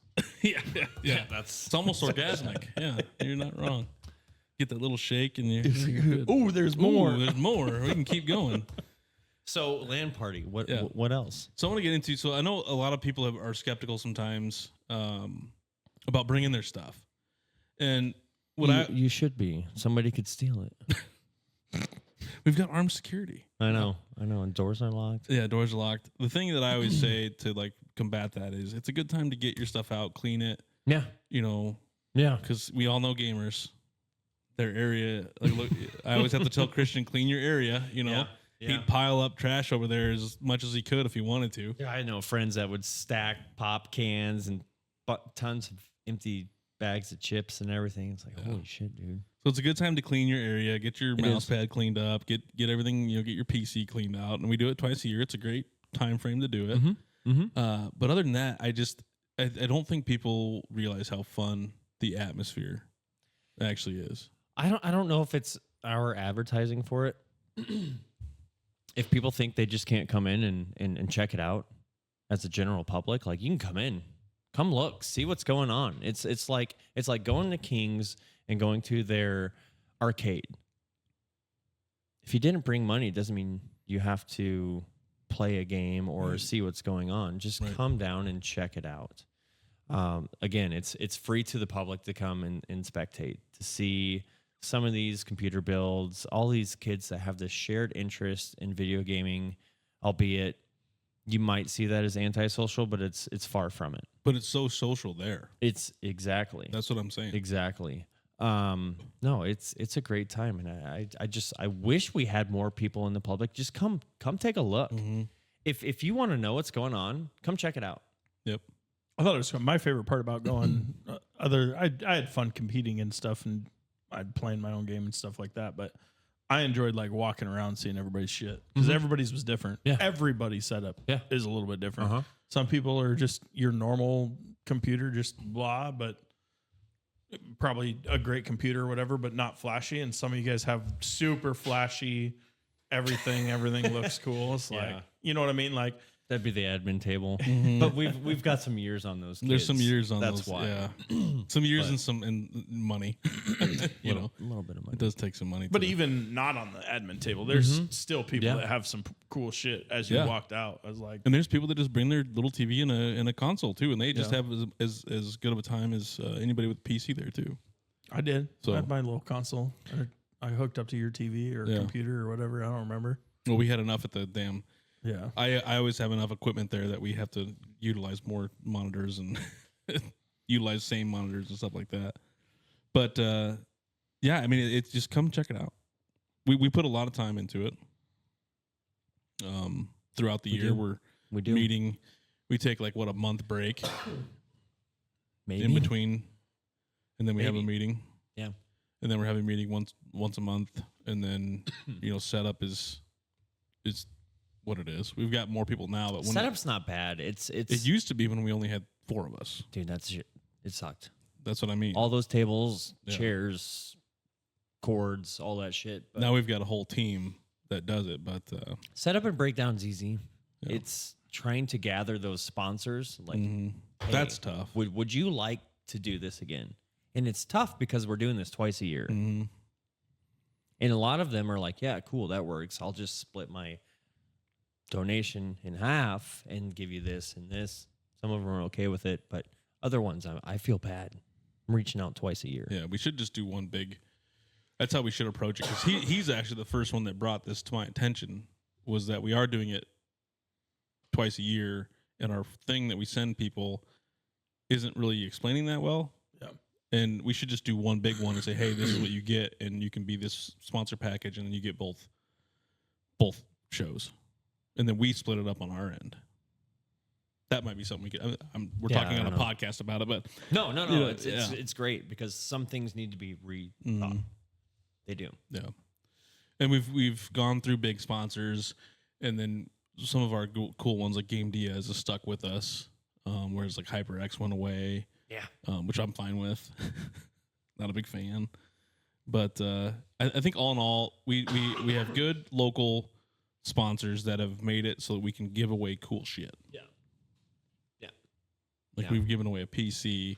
We don't do that anymore, but we've given away, autonomous desks or consoles. But that's all come from local donators. It's just kind of wild. And then we got the golden ticket. Wasn't the one I was at was the first time a individual person won the golden ticket? Correct. You said usually it's been a team has won. Yeah, Madden won. He actually wrote a thank you too for that golden ticket. Good kid. Preston won and I won the first golden ticket. Yeah, that was the $500 golden ticket. That was the $500 golden ticket. Yeah, Christian won 1 year. I think I got the desk. Did you get a thank you note from Christian? No, I did not get a thank you note from Christian. You're gonna have to teach him the difference between abuse and respect. But I thought it was really good that the kid this last year. That's the first one I've gotten, actually. Really? And I wasn't gonna say that I was the donator for that, but I'll go ahead and say it. But yeah, that was the first year that I've ever gotten a thank you from somebody that won that piece of it. So nice. Cool. It's good. Yeah. But yeah, if people just the LAN party, it is what it is. Sorry you if we explain are what the golden ticket is, though, because go for it.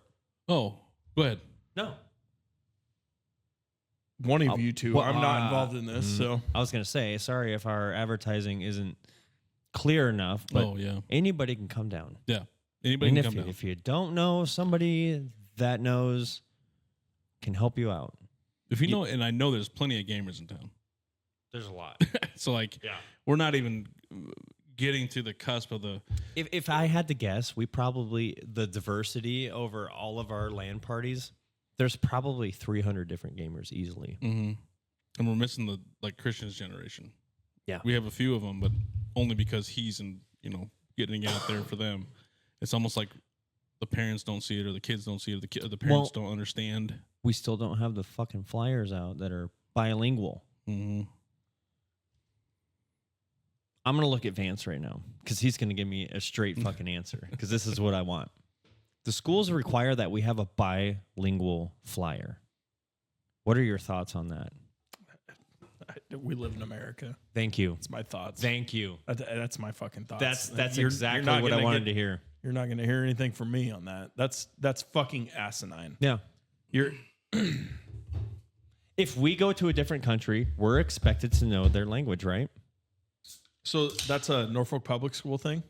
It's all schools. It's all the all schools. Lutheran, Catholic, public. They require this. They require that shit? Because we have culture. We have a diversity. For sure, in public. Our I guess I don't know for sure if Catholic and Lutheran I can't imagine require it.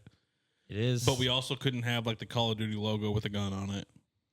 I can see that. I understand that. Yes. Yeah. Because some of these Rainbow kids are Six under has got the same thing too, right? Yeah.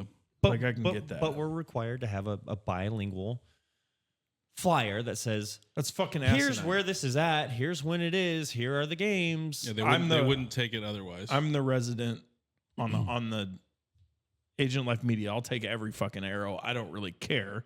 And I'm the guy everybody thinks is the asshole when I say shit like this, but I think that's fucking asinine. That's what I want. That's all I wanted to hear. Because I had a feeling you were going to be on the same fucking crazy plane to as me. We had this conversation with the whole language access. I don't know if you know much about the language access stuff that was going on for the dispatchers. I don't know if you ever heard much of that. So there's this whole program that's now come out. A George Soros funded group here in Norfolk. So now we're going to have extra HR people in town to make sure that we have bilingual dispatchers, not just Spanish, but of any type. All languages. All languages. And there will be nothing forced saying that they have to learn. They don't have to learn English. Assume everybody is a legal immigrant. Yeah. Why should we have to cater to your needs? Because it's not fair to them was the answer given. And it's also maybe we need to rewrite the fucking application and become a U.S. citizen. Yeah.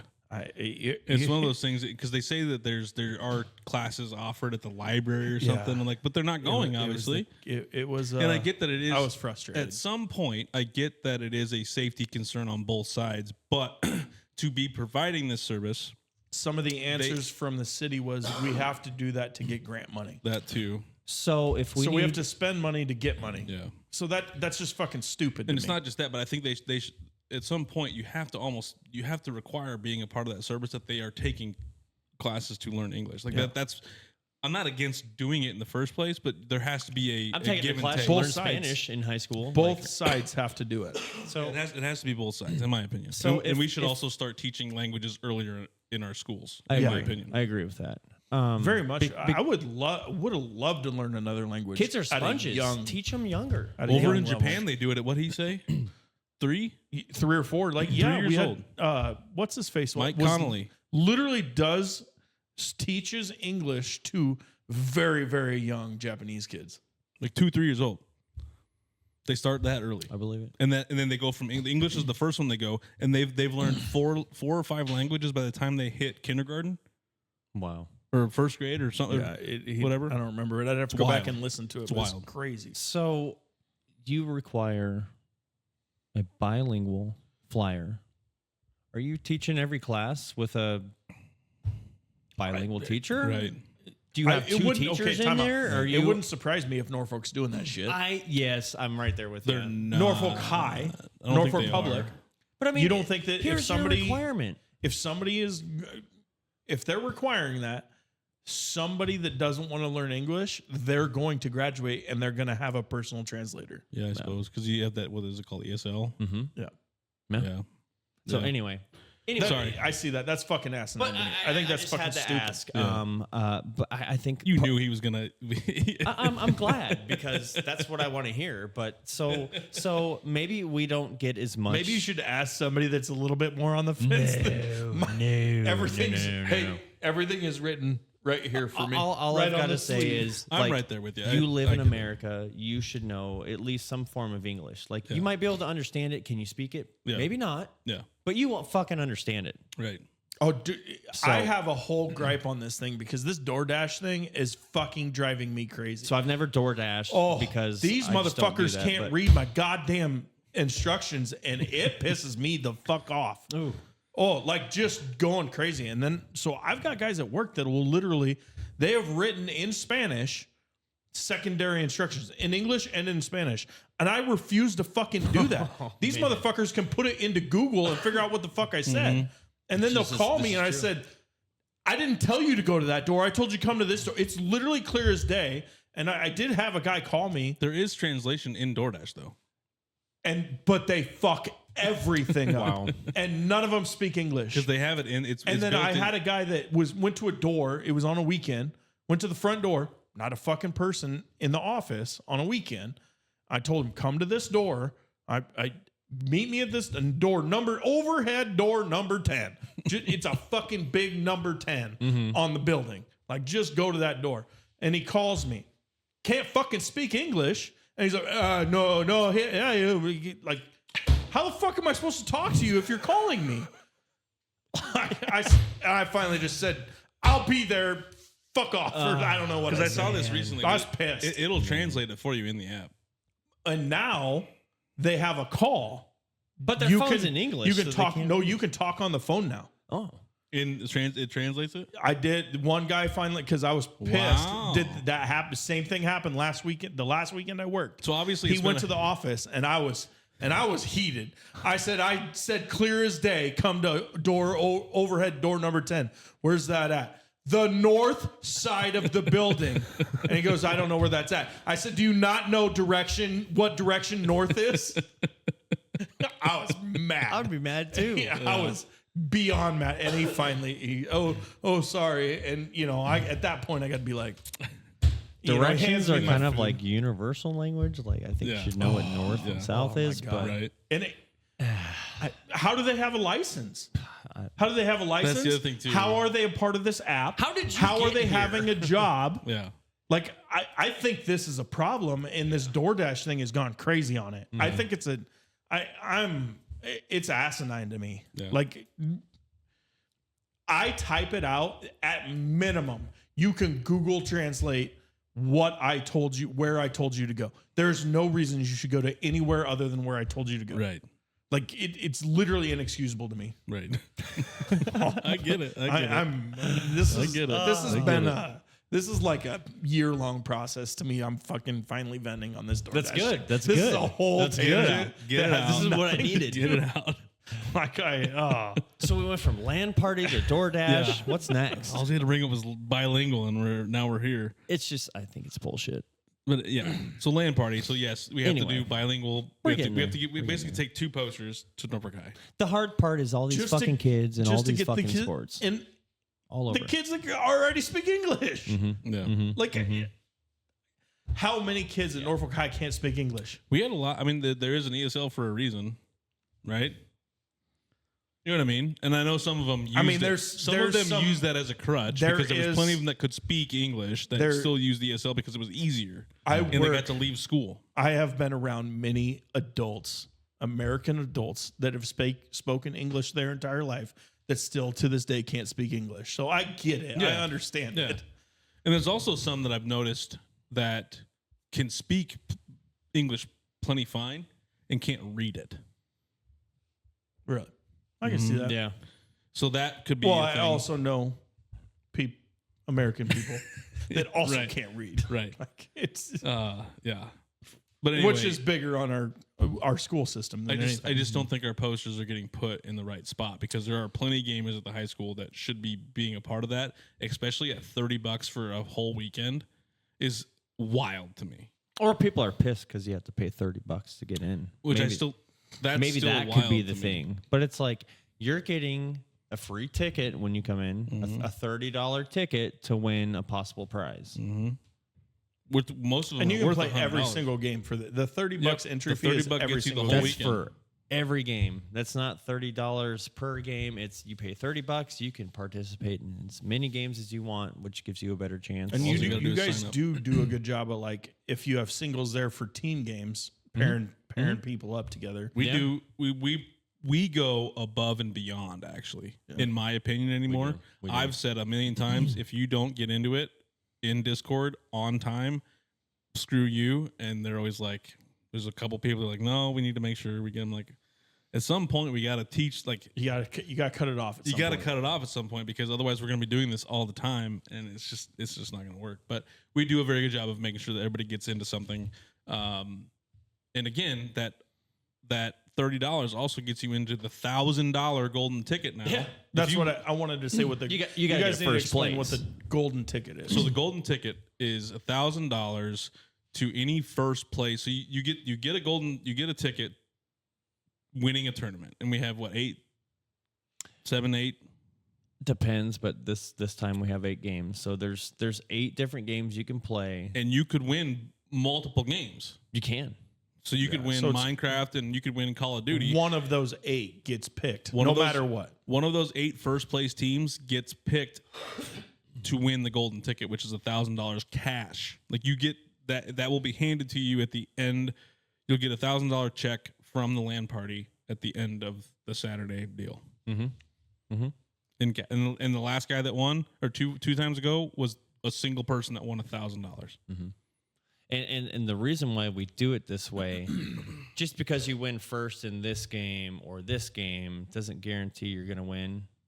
Just in the event that someone comes in with some things that they shouldn't, where they're cheating and we can't catch it or whatever. Just because you get first place in a game doesn't guarantee that you're going to win the $1,000 at the end, because anybody's going to cheat to try and win money. Like That was one of those things we had we were wanting to do it like 3 LAN parties before we ever did cash. You guys have a hard time. Is it hard to catch glitches? I mean, we haven't caught We're talking anything about yet, cheaters. but it's But I mean, just in like- general. Yeah. But like cheating on glitch, basically that We don't you have can mod shit in certain games, right? Yeah, we just don't have the software or supplies to be able to catch that on the fly. Somebody would Now, have to be can- watching it. Nick and I can look behind Nick Preston and I can look behind somebody, watch them play, see their setup. But if it's running in the background, or we'd have to like literally say, "Hey, we need to get on your computer." yeah. To actually physically catch it would be the only way, But- and we don't but- want to have to do that. But most of the games that we play at the tournament have some sort of an anti-cheat built in already because the people are already paying attention to that too, and they're going to call it out. So if you get a bunch of people saying, "Hey, this is not this guy's fishy," go there's check him out. no way this is that real. happened in one tournament. It was a couple years ago, or a tournament and a half ago. Yep. Where was it? Blue Rock. He was just making some fucking he's just insane good. shots. He's just good. So I went over there and I stood behind him and I watched him because He's just good. He was just hitting some. Preston he was hitting getting some crazy. upset. Preston was, and Preston was getting. But I kept so telling you, hot. I'm like, I've seen him play. He's only hitting maybe 50%. It technically, and it's like that's. I mean, he's just good. He's just good. He's good at the game. Yeah. But you did go look at it, and you're like, I don't think so. I'm like, I don't think so either. But yeah, Preston was getting a little upset. So yeah, that's the LAN party in a nutshell. We've been doing it ever since January 2020, either January and August, or it'll fall in February and July. This time through, it's January 31st and February 1st. So, yeah, it'd be a good time. Yeah, it's always a good time. And if you don't want a game the first time, just come check it out. Come check it out. You know, Vance just said it's fun whether you play or not. I had a good time. Yeah. You had a good time just walking around and seeing people interact. And yeah, and the internet's great. Like I got on. Yeah, I mean, I hooked mine up. And I started playing my own games that weren't even on deal. And I noticed a lot of people when I was walking around. I mean, they were playing games that you guys weren't having games. Like people just used it and they were playing their own games online. And it's really fast internet. It's fun. It's Super exciting fast. for them. It was a good time. it'll be the fastest internet you ever have in this area ever. Yeah. I mean, if you're into a bunch of different colored lights and people screaming at a fucking monitor, come on down. Come on down. Check it out. Energy drinks and food and Yeah. It's a good time. It is a good time. So let's get into a little bit of just gaming since we're getting out of the LAN party. You already kind of talked about PC gaming. You started somewhat early in life. How fast has PC gaming changed since you got into it? Dude, it's fucking crazy because there were PC specific releases. There were console specific releases. Hardly ever did you see something that was cross platform. Ever. For the longest time. Halo. I think the very first Halo Combat Evolved is what it came out on PC, but it also came out on console. You couldn't play each other. Right. But that same title came out on multiple platforms. Right. It's changed quite a bit. I feel like it took longer than expected for the whole multiplayer scene, the whole Like the cross-platform and all that stuff. Yeah, I feel like Why do you think that is? Behind. I don't know. I really don't. Do you think it was a development thing, or was it more of like a money thing, or was it? It's hard telling. I want to give you what I believe, but I just honestly don't know. I really think games had to come out as a free-to-play thing before they were ever cross-plat. And I think that is how we've gotten to this area. So you've got a handful of games that come out on multiple platforms. There are some that are manufacturer specific, like for instance, Halo. That was Microsoft only. You were not going to see that come out on Sony PlayStation. Right. Just like Sony had Crash Bandicoot. You're not going to see him come over to Microsoft. So I don't know if that was the thing, but I mean, we've had all the NCAA footballs, the Madden footballs come out on every fucking system. What's so hard to try and do the cross networking code? That's brand new on that. On the Maddens and the NCAAs. That's fairly new. But they've on cross platform. So NCAA is not. Just currently right now it's not? I can't buy it for my PC. I would have to go buy a console. console. So you can't buy it for your PC now. NCAA? No. Well, I guess none of the football games have been. Madden has for like a couple years. That's but right. like But it was prior coming to out that- on everything. Prior and to you that, couldn't play with anybody. Prior to that, it was either just Microsoft or Sony. Correct. Then Nintendo started to adopt it, and then it was finally PC. So that's really the biggest change is releasing these games that all these different platforms can play. And maybe it could have been a development issue, could have been a money thing, it could have been a mix of everything. I feel like everything comes down to money, though. I just feel like it took longer than it should have. Yeah. But now we're all super fucking pissed at it. Like you and I are a mouse keyboard player. Yeah. You come across a controller player in Call of Duty. Fuck that. That's bullshit. See it. You can see it. You can see it. Yeah. You're zapped immediately because they have that assist, which I think is easier bullshit. to turn. It's especially like with me. There's so many different types of mouse and keyboard players. You're a wrist aimer. I used to be. I'm kind of more of You're moving now. Yeah. So I've always been a big shoulder move. Oh, my whole arm moves when I'm playing. And I've seen a lot of guys. I think Cole is a wrist guy. Oh, man, his sensitivity is fucking ridiculous. High, right? Yeah. Yeah. It's like mine's super low. My DPI is low. I think I play at 800 and I play it, whatever game I'm playing. It's I'm having, that's why I have a whole mouse pad across my whole desk because I need the whole thing. And I like that better because I feel like I have more control as a big arm aimer. I didn't know you switched. You said you used to always be a wrist guy.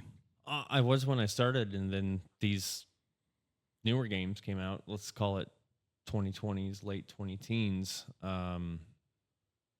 It was becoming more evident as mice were advancing with higher DPI settings and everything like that, and newer monitors coming out, better resolutions, and all this shit, just like a mix of everything. You could tell and feel the difference. So I had to start switching that because Really? I'm like, I'm too fucking twitchy. Like I need to have a little bit more solid aim instead of just left, right. But early 2000s, our mice might have been able to go up to 1600 DPI. Right. That was fucking crazy back then. Go It up was to like nuts. 32,000. Yeah, it's fucking or dumb. something. It's And you didn't need that high of a DPI, and everyone thinks, oh, bigger number the better. I mean, there's a lot of different mouse settings nowadays that can really fuck up the old games and how you play. And if you constantly play with different sensitivities in each game, it's just going to throw you off. Yeah. So, but I went from a wrist because that's just kind of how it was back in the day. Games were actually more modifiable through your multiplayer config, where you can fine tune some other settings on PC. But if you didn't mess with those, you had to rely on your hardware settings. What's your sensitivity at? So yeah, Right. I used to be more of a wrist player, just kind of flick shots and everything like that. And like it's you just literally changed, didn't move from this area, basically, right? Mm-hmm. Yeah. Mm-hmm. I tried that once. I couldn't do it. Just keeping your palm planted. I couldn't Yeah. I couldn't go from doing a 180 from left to right. There's just no way. I had to be. I don't know if that's my sports background or what it is, but I had to move my whole arm to make sure that I was getting to where I needed to go. Sure. Yeah. Sure. It's kinda But yeah, wild. I've moved from that. Yeah, that's awesome. That's awesome Just to how hear. it is. I don't feel so bad. Yeah.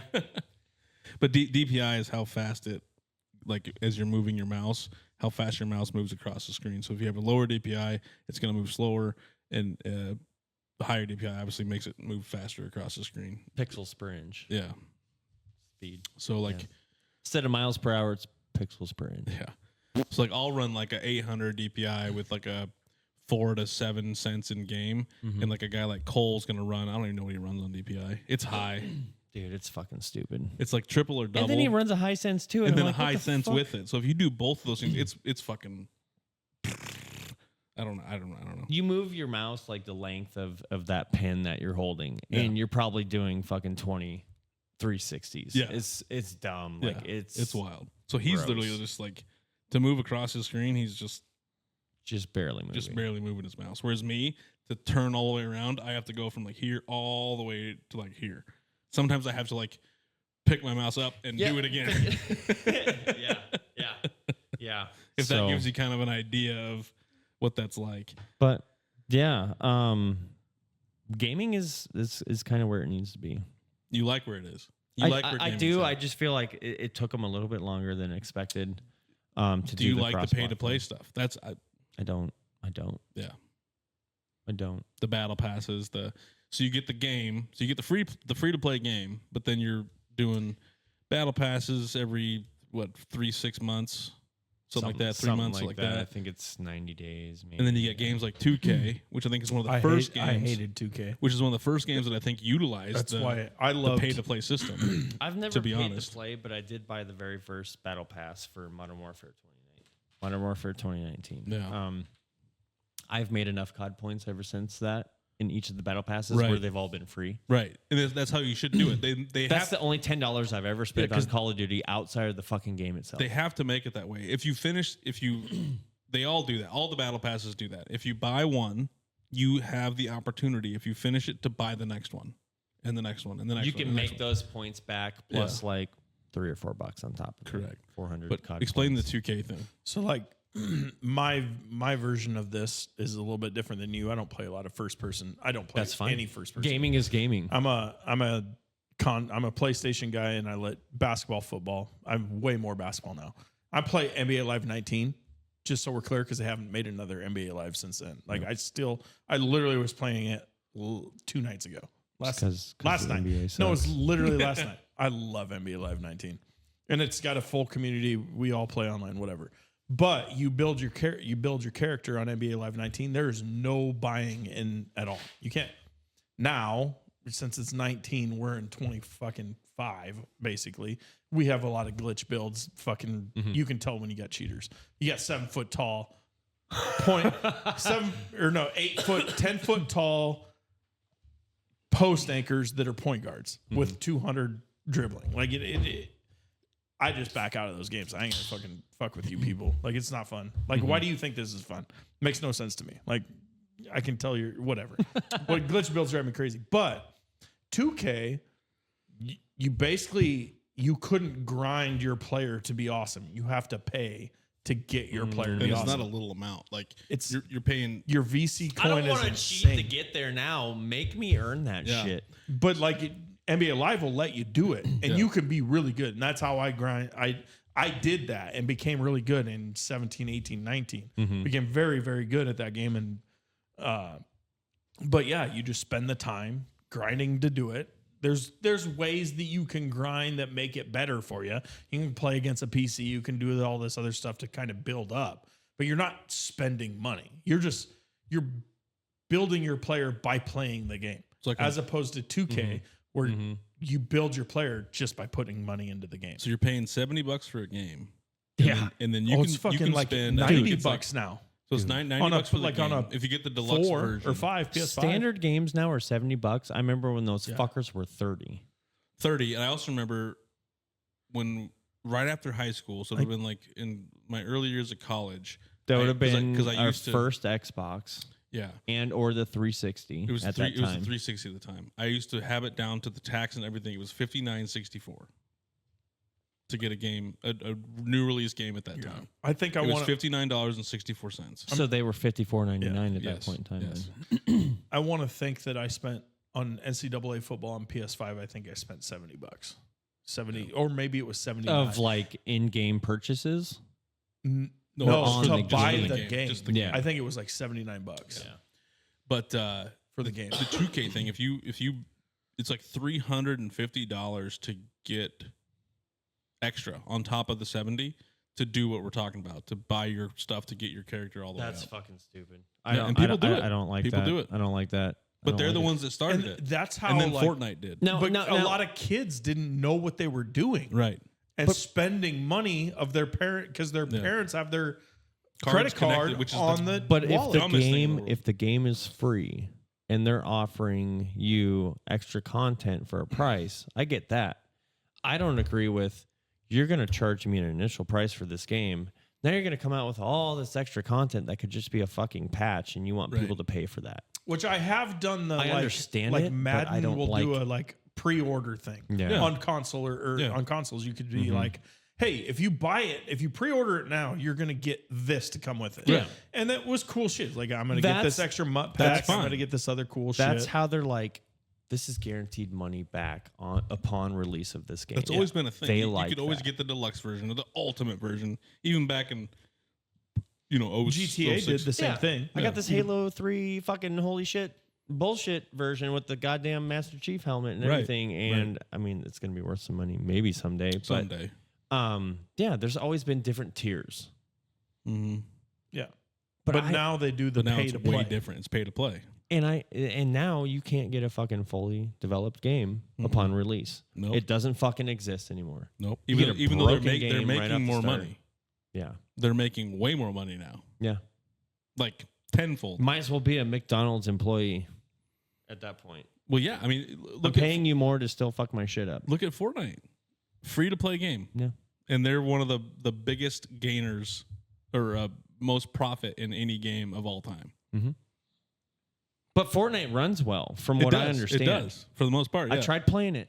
I tried to play it. I'm not good at it. I I'm not started good at it it. like My a PC year crashed. after it came out on PS. I think that was 4. And everybody's doing that. Hey, you should do Halo or Fortnite. I was like, all right, I'll download it. Yeah. I saw it was free. I was like, I'll try this. I think I played 2 games. I was like, fuck this. These kids, no, I'm out. Yeah, I'm not doing this. It runs very well, and the things that they add also run well with it. It's just, and the kids love it. The kids love it, and they ask for the V-Bucks and the whatever from their parents, and that's how all these I watched. they're making money, the other night when because they think the skins make them do better. it must have been our Some of useless them do, I bet. episode. I stepped don't. out and watched Christian. He's like, "What?" I was like, "I'm just watching." I remember that. This is fucking Hearing insane. his, What you're hearing his fingers click. and I'm just watching him. I was like, I don't even know what the fuck you're doing. Like, I don't know how this is fun. Like, I it don't makes no even sense think to me. Nick and I could probably move that fast anymore. How fast he was moving his fingers. You might be able to. Is he I know playing I a can't. build or something? Yeah, building. like he was Yeah, like fuck building that. something. I was like, what is going on here? It's wild. I can only move so fast, and I'm still not a savant on the keyboard. I've gotten better, obviously, since I started, but you obviously have years on me on the keyboard. Yeah. I still have to look down sometimes to see if it's outside of the normal realm. I've gotten better, but Remember when we had to do like typing yeah. in grade school? And I can type I can sit here and type like a normal person, but for some reason when we go to gaming, I'm like, oh, where's that key? I can't type like a normal person. I can't anymore. I can't Since like gaming. I still have a little bit of muscle memory where those keys are at, but I'm not as good as some people where I don't look and I can just sit there and type. I can like, do that, and that's I probably still what have to screws look me up down. with the gaming because it's like, oh, I have to actually you're gonna tell me what key it is, and I have to remember where it's at. And, Yeah. But if I was to type a word, Mm-hmm. I could type the word. You know what I mean? With that That's same funny. key and know where it's at. But if it's part of the game, like, oh shit, where's my grenade or whatever? Oh, You have to no. like type it.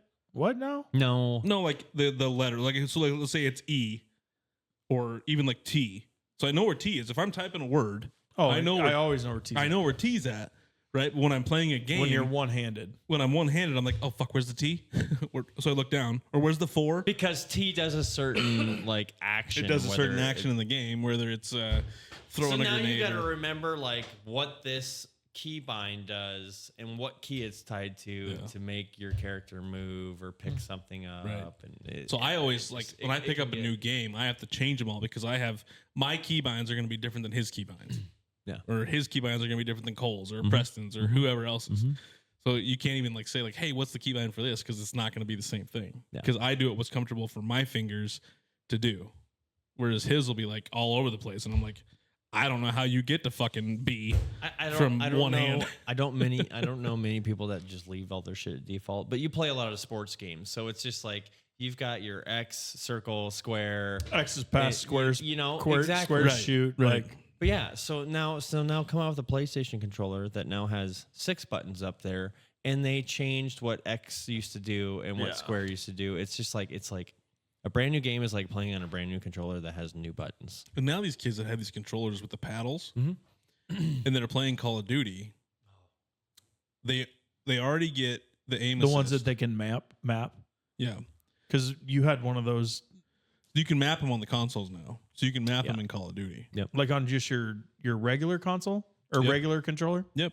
So No, if your you controller, have to buy, you have to You have buy to one have the with the good paddles. controller. Yeah. You got to spend like $200 so for a if you controller. have a controller that has like a couple extra buttons over the manufacturer's controller that you use, those consoles will now recognize that it's got 2 extra inputs. or 4. So you or 4 or what have you. You can now program those to do certain behaviors and make it easier for yourself and more advantageous. So you're already getting the aim assist. Which again, I just don't understand how that's like. I go through this every night because I like if I play that game, I don't play it sober. I can't. I got to drink and have fun because I'm getting online with my buddies or Which whatever. which game? On Fortnite NBA or- Live. Okay, No, if I'm okay, playing okay. NBA Live. So I'll jump in there And there's people that cheat, and you know when they're cheating. Like it's like, dude, I will stomp you any day of the week, but I can tell like I have blocked that shot and you just greened it. Like there's no way that that's possible or whatever. And you can see that. And I've always felt like, and I've talked to some of these guys that have built them. I was like, why do you build these? Like, how is this fun? They're like, well, I mean, I kind of got bored. Like just I mastered this. I said, I understand you because we grew up in this game together, like you and I, but these new people are coming in and they're just building these new glitch builds or glitch traits or doing all this crazy stuff. Like, how's that fun to you? And the same thing, like mapping these extra things. Why is that fun? That's okay. Like, it's basically cheating. I They get what probably just got their ass whooped so many times, Yeah. and they're like, "I'm tired of fucking losing. I'm it's gonna not- go cheat." It's not cheating for them per se. It's just making it easier for them to access the buttons that they wouldn't have to leave their joysticks for. When normally they'd have to leave their joystick So they're moving like from your square, triangle, X, to down here. to- now. So now you have the Because triggers. that's how you hold your You're- controller. you're so you already might as well holding- put a so couple. you have buttons the there. triggers, and then you also have now 2 more buttons below. So they're not making it as if it's a cheating thing. It's not cheating, but I see it as you're already getting aim assist, and now you're going to make it so that you can literally do anything without having, like, at least us still, we have to move our fingers. Like I have to get off of my one hand movement. is on our keyboard, the other Yeah, hand. so I have to, like, if I want to stop moving to the right, and click a button over here, I can't move right anymore. Yeah. I have to get off my D. We only have so many fingers, but Yeah. the way their fingers set on the controller, They it's can do it extra buttons. And that they and that's can- why we said earlier, you can tell when you're up against a controller player because they can literally They can still be moving and shooting at the same time. doing all that, and we can still do that too, to Which an extent. seems fair because we have all of these keys on a keyboard as a PC Right. gamer. Where controllers, if you're using the default PlayStation controller, So you've got your 2 bumpers on left and 4, right. yeah. You've got your D-pad. You've got your X, triangle, circle, square, and then you've got both your analog joysticks sticks, and then and you got 2 select and buttons, start. yeah. And your Yeah. default players, they came up with the claw. Yeah, where you bring that finger. It's weird. Over. I don't know how they do it, but they play like and they call it the aim- claw. Yeah, yeah. You bring your I've index yeah, I've finger done over. that. Yeah. I don't like to do it that way. I'd Yeah. rather pull my my Right. thumb off. But so So now that you these controllers get rid of the claw. they is what do. it does. because now you have basically how do most people play like this? I play like you have this. 4 fingers that are basically These not 2 do being nothing used. for me. But now they can So now they put buttons on there both sides. so they can do you have something. these, you have the joysticks, and it's just It's smart, Yeah. but and you can push in the joysticks. do I think it's cheating? No, Yeah, it's- 'cause it's your not cheating. joysticks- It's not cheating. There's a down Yeah. on both of them. It's not cheating The whatsoever. aim assist is cheating, and The aim assist is because you can. It's just weird. It's just weird. I don't know. if you're that good on a console and you can run high sensitivity all the time and turn around like nothing, like Yeah. I understand. so the reason there's aim assist, PC gamers, when we have like a mouse, there's no point of return before you start turning the other direction. It's instantaneous. So if I'm looking right and I decide I And want yeah, to my look left, I my don't have to joystick, I have to. I don't move. have to cross center. Exactly. I don't have to cross that medium before that control goes, oh, you want to look the other way. That joystick doesn't have to be in a neutral position before it determines which direction it's going. Makes sense. That's why there's aim assist. But there are players out there that run this insane high sensitivity on their controller. Yeah. And just spin. Or I've been. They don't fucking need Or that you get shit. turned on. I can't even turn that Yeah, fast. yeah. You know, like Or you get turned on by somebody. You put one bullet in. They turn around and pop you. And there should have been no way. Like, and there's no PC player that could do that in the world ever. Yeah. And they can do it in a heartbeat. It's like wild. It's frustrating as fuck. You'll be playing Warzone and you'll be shooting a guy. They're facing the other way. You'll shoot them. They will crouch, duck, turn, kill you, and you don't even have a chance to even react to what they just did. Yeah. Like it's that fast because they can do it that fast and it's that quick and they can lock onto you that fast. It's just wild. I don't know why I continue to play that, but I always say it's the best worst game out there. It is great. It's awesome. I got back into Call of Duty this year with the You with were the playing Black Black Ops with the guys. Yeah, and I still enjoy it. I have always enjoyed Call of Duty. I just got out of the Warzone thing because there were so many, like, I wanted to play it casually and there were so many just hackers. So I finally had to. They're not gone, by the way. I know. So. What I finally had to do was just say, you know what, Zach, you're old. You're not that great. You're decent, but you're not great. So just be okay with dying. So I finally had to just. I finally spawn had to die, spawn die, yeah, spawn die, spawn die, spawn die, spawn die. Yeah. No, I had to finally just be okay with that, and then I finally was able to have fun.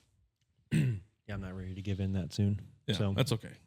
It's all right. I finally gave in. So- Overwatch is another story because I'm decent at that one, or okay. Yeah. So yeah, it's one of those things like you guys took first this last tournament against the team that beat you guys the last time. Yeah. So that game's a lot of fun. I put a lot of time into that one, more than I have Call of Duty. So it's one of those things like I still, but I still have to think. I'm 37 years old.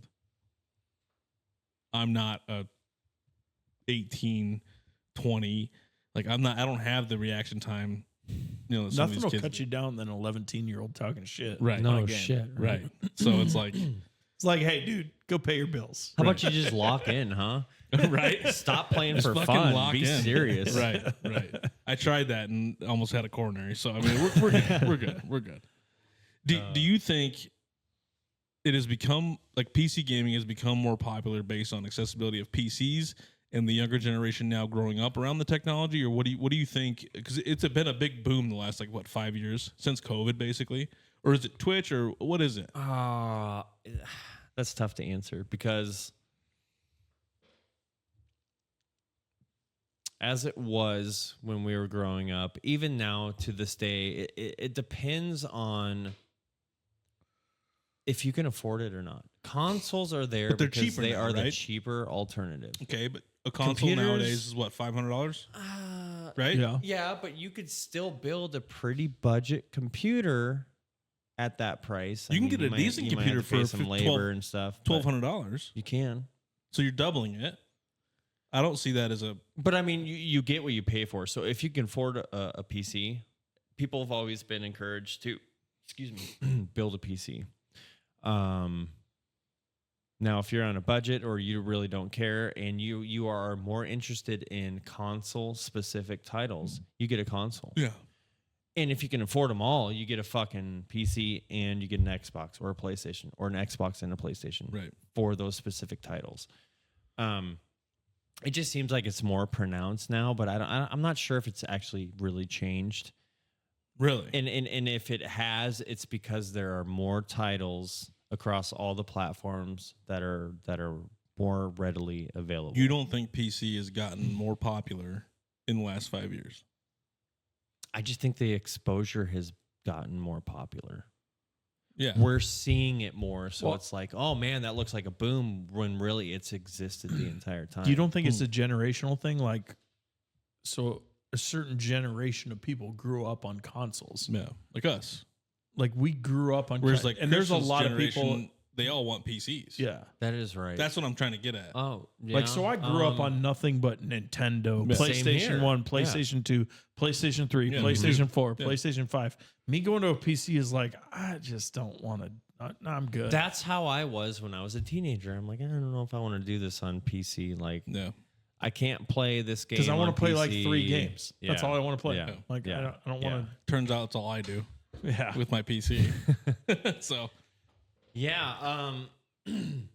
I guess, I don't have kids that are your age or anything like that. So I guess I don't really pay it's a attention big to boom. that. It's been a big boom. But you notice it. and, So and LAN parties help with that too. With some Sure. of these kids, because they come in and they see these PCs, they're like, I want that. "Oh my god, This looks cool. it looks so much better." Mhm. And they see all these guys on on Twitch or whatever they watch. Well, they got PCs Because they got their whole setup. They have their camera. They have have Yeah. everything. Yeah. Yeah. So Yeah. Yeah. It's definitely a push. All the I kids. do think there's more cool So- mod shit you can do on a computer than Oh, on a yeah. console by far. Well, I will Like tell you, all the kids that have come to the LAN party with Christian have now gotten PCs since then. I've done some pretty cool shit with the console. I cut my Xbox Day 1 console apart and put plexiglass in there and Did you? LED lights and shit. Really? Oh yeah. I like modifying shit.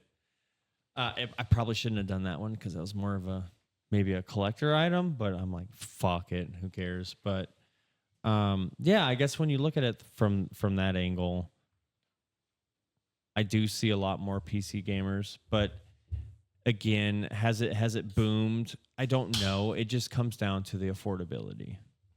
Yeah, that's with everything though, right? Mm-hmm. But I feel PCs have become more affordable. Like I said, you can build a decent PC for $1,200. Do we need to pause for a second here? He's all right. Oh, Do you need to pause? I mean, I might need to pee again. We can do that. All That's right, fine. let's do that. All right. Yeah. I'm disappointed. There's no music when we start back up. We need that. We don't want people to know we stopped. Oh, they're gonna know. If I did music every time we stopped for this one, we'd be just music. Oh man, pee break every. That's okay.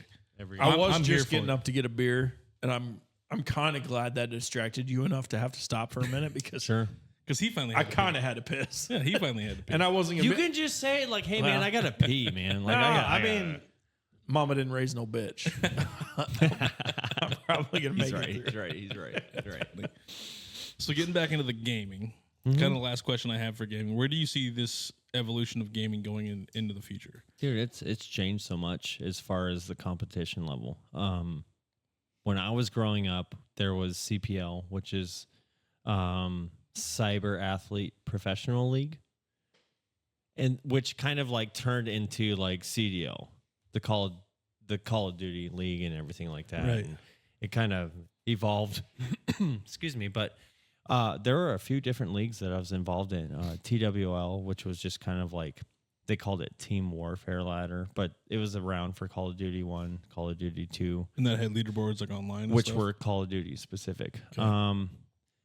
Leaderboards, kinda. I mean, it was a different type of setup. Do you think that you were good enough back at that point in time that maybe where you could have made some money like some of the people? Yeah. And you've probably seen me make a comeback into Call of Duty too. I'm going back and playing a lot of these guys that I played with 20 years ago or played against. And there was also Cal, which was Cyber Athlete League, which is what we were part of. There was SIVA, which was Cyber Evolution. Before, this is around the time CPL came around, but I mean, there were a lot of teams. There was an open team, there was an intermediate, there was main, and then there was invite. And a lot of these guys, if you've caught some of my streams within the last couple of weeks, is I'm playing a lot of these guys that were on the invite teams for these leagues. Really good people, and I'm keeping up there with them. Like I am still keeping pace with them. So, and you guys are playing what, COD 2? Yeah. Yeah. So explain that to the viewers. So the very first Call of Duty came out in 2003. Quite some time ago. What is that? 21 years now. Something like that, yeah. Which I attended a couple LAN parties for that, where it's a lot of us guys and playing against each other. You just went to one. Yeah. In Dallas. Yeah. And not even when was that? That was the last LAN party, right before. It was 23, October of 23, and then we went again this year in June to Vegas. Yeah, it was Vegas this time. Yeah. Which was a lot of fun. But anyway, Call of Duty was a PC specific game, very first Call of Duty 2003. And then Call of Duty 2 came out in 2005. And it wasn't released for consoles like years later. So it was another PC specific game, PC only title. Was Call of Duty 2 Modern Warfare 2? No, this is like that's like pre-modern This warfare. is World War II. Yeah, this You is don't have any loadouts, no fucking perks, none of that shit. And they had online gameplay back then. Yeah, they did. Yeah, because PCs had it before consoles. Online gameplay, because you had World of Warcraft, you had. I'm trying to think of that timeline because around the time Halo 2 came around, that's when we really had the multiplayer on console for Microsoft. And then I don't know what the equivalent to that would be on PlayStation when they came out. World of Warcraft's been going on for World of Warcraft, yeah. Well, I mean, I was in college playing. We were playing LAN parties on Warfare or Halo. Right. Like we're So linking I mean, 2005 consoles for together. sure, 2004. We're Like, there talking, was like, there was no internet-based. online. That's what I'm saying. There was yeah. no online back Right. then. I'm Like, trying to think of back then there was nothing. But I think I'm the trying to first think time I played online games, which I was maybe a little bit later on the PlayStation, my first time playing online games was probably it was early 2000s somewhere. 2008, 9 when I Yeah. first started. Yeah. Like, Yeah, or so 10, 9, 10. so I mean, if Modern Warfare 2 would have been my first foray into online gameplay, and that would have been like 08, 9, okay, roughly. now as far as the first multiplayer, I'm type sure games, it's a little bit before that, but The first online multiplayer game was Island of Kismay. Was it Multiplayer adventure game? Dreamcast? It doesn't say, Sega but it says Dreamcast. a multiplayer adventure game created in 1985 at the University of Virginia. Okay, I can believe that. Yeah. But the first console with online capabilities, not specific to multiplayer, was the Sega Dreamcast. Was it? was that before the PS3? Yes, Sega Dreamcast and PS2 were around about the same time, Okay. which That is makes around sense. the same time that the GameCube came out. And the GameCube did not have online gameplay, did it? No, I don't think so. I don't think it that had one did. online capability, but I don't think it had multiplayer. at Air that point. Warrior, a multiplayer flight combat simulation game that was first introduced in 1986 on the Genie online service, is the first graphical MMOG and later became the first 3D MMO. So if you were to Google Phantasy Star Online for Phantasy the Sega, Star? for Sega Dreamcast, that would say that was probably. Oh, I guess maybe I should rephrase that. It would be the first console that ever came out with a network card on it. Would be Okay. the Sega Dreamcast. I remember that. You're probably right. I remember browsing the internet on my Sega Dreamcast when we had Cable One. Speaking of which, do you remember Sega Channel? Yeah, I do remember that. Vance, where'd you grow up? I grew up with Rural Nebraska. ABC, NBC, CBS, and PBS. So that would have been 2000. and Fox. Yeah. So it Yeah. was 2000 Yeah. I had Yeah. 5 channels is where I grew up. on the country. Dreamcast, Windows, Microsoft, and GameCube and Xbox. Mhm. So there you go. So yeah, Call of Duty used to be PC only. Went to COD 2 2005. I think it was 2007. We had our very first Modern Warfare, which we referred to as Call of Duty 4. Because there was a Call of Duty 3 in between that was console only. So the first 2 CODs were PC only. The third Call of Duty was console only, and then here we are with Modern Warfare. Which one was the World War II one? That World was at on War? PC. World at War. World at War, that would have been Call of Duty 5. So that would have been in between the first Modern Warfare and the second Modern Warfare. What was what was Call of Duty 1 and 2? Call of Duty 1, what we refer to it as is But like what type of war was it? it was World War II. So COD 1 and COD 2 were I'm both thinking World like War I II. might have played non-online one of the early Call of Duties on a computer. It's Because we had possible. it on my Yeah. like It's possible. I was in high school, But- so it had but- to be possible. around that But time. since here we are years down the road, there is Call of Duty 1 and Call of Duty 2 on console now. You just got to download the type of game. So gotcha. they finally converted them. But in the beginning, everything was PC only. So yeah. If you would have played those, the first 3 Call of Duties technically would have been in World War II, then Call of Duty 4, aka the very first Modern Warfare. Which to me is still one of my favorite games. It was a great game. They're still using the maps It was a good game. Yeah, exactly. to this day. I'm trying to remember what Modern Warfare and Modern Warfare 2 is. Like the So difference. they make it confusing. So Call of Duty 4 was the first like modern war. Is that the What one we with call- like Rust and all that No, maps? that did not have Rust on That it. would have been Modern Warfare 2, the That very was 2. first Modern Warfare 2. But I can see why you're confused because 2019 they came out with Call of Duty Modern Warfare. Yeah. And then just Oh, like well, a I'm couple thinking- years I'm ago they came thinking out with of- Modern Warfare 2. I'm thinking of from like 2008, 9. Yep, 7, 8, exactly. 9. So you're in the right spot. Yep.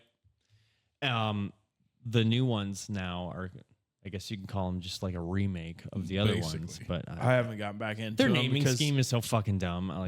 They have like 3 different companies doing this stuff instead of just 3. yeah. It was Activision and Infinity Ward or Activision and Treyarch.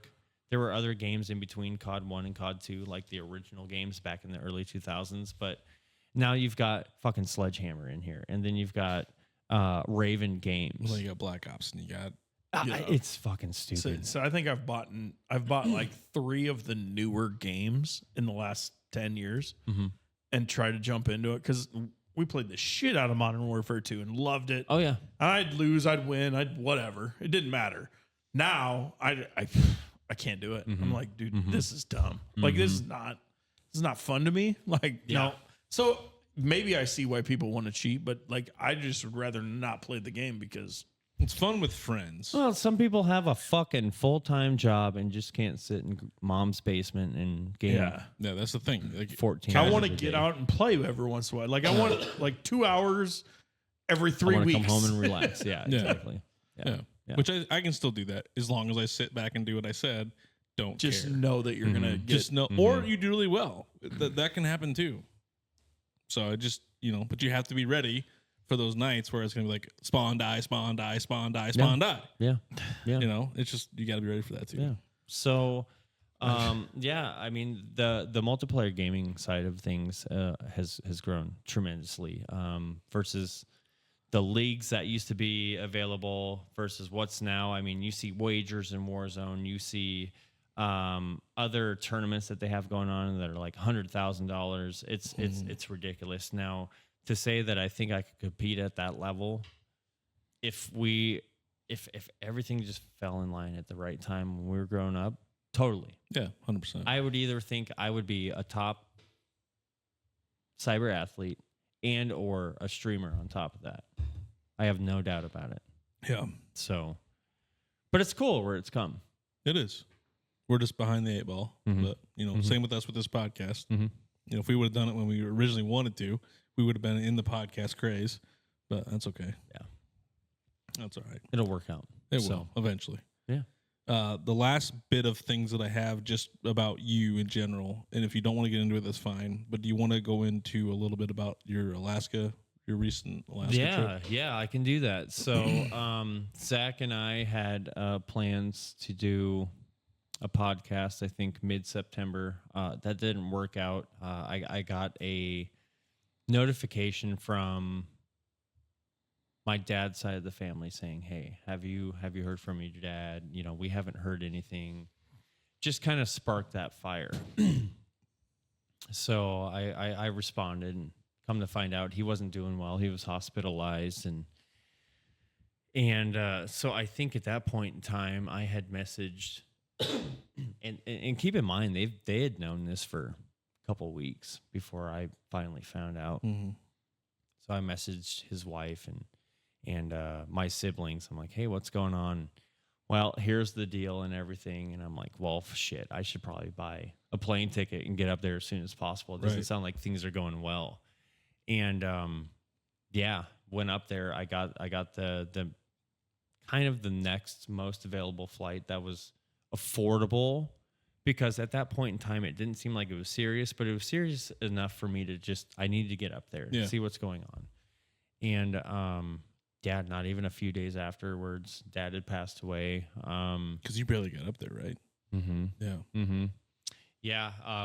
Made numerous hospital visits, hung out at the hospital most of the day, and there was something that was good. It was some results were coming through, and his white blood cell count was going up, and everything looked like it was stabilizing and it was good to go. And then like the next day is a complete 180. And at that moment, we had to decide like what's best for him. And part of the conversation that I wasn't included in was, if he were in this position. Now there was a chance he could have made it. What did he have? So that's what's weird. So the hospital believes that he had pneumonia and it basically evolved into MRSA. Okay. But at the very end of it, they had given him so many antibiotics, and it could have been MRSA to begin with. And then it started creating pneumonia, and it just got prolonged, and then it just got worse. So it could be one or the other, but I mean, both of those were hand in hand. Yeah. He had pneumonia and MRSA. Which one came first, it didn't matter, but that's what took over. Right. His body was basically done. It couldn't fight it any longer.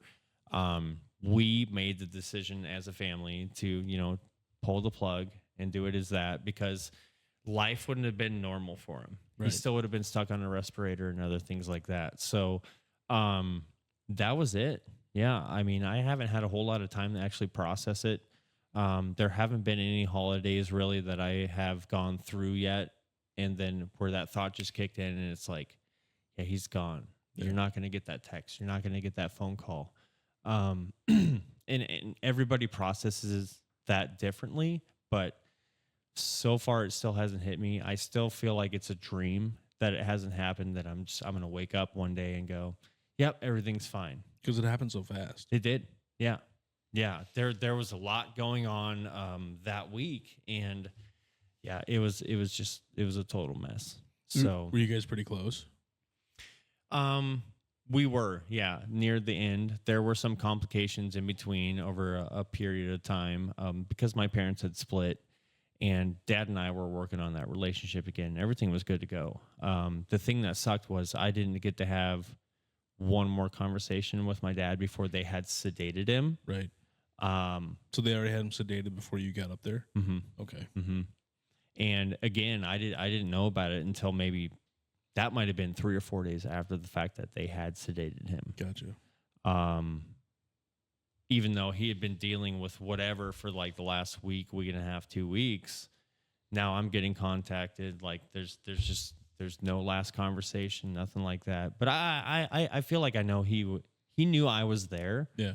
But obviously just couldn't respond. But against his wishes, we didn't want to try and like plug along and say, hey, this is going to work out. So that's when we decided that's it. But yeah, it was fucking crazy, man. It's a hard decision. Yeah. You guys made it as a family. Yeah. That's good. Yeah. So we had a service down here in Neely. It might have been like 3 weeks after the fact. And then there was another service up in Alaska, which I flew back up to. Yep. When the hell was that? It was like middle of October, something like that. Yeah. Yeah. So no, it was good. But eventually one of these days it's gonna hit me like a freight train, and I'm gonna lose it. Yeah. So yeah. Crazy shit. That's wild. Yeah. What brought him to Alaska in the first place? Because obviously he's from this area, right?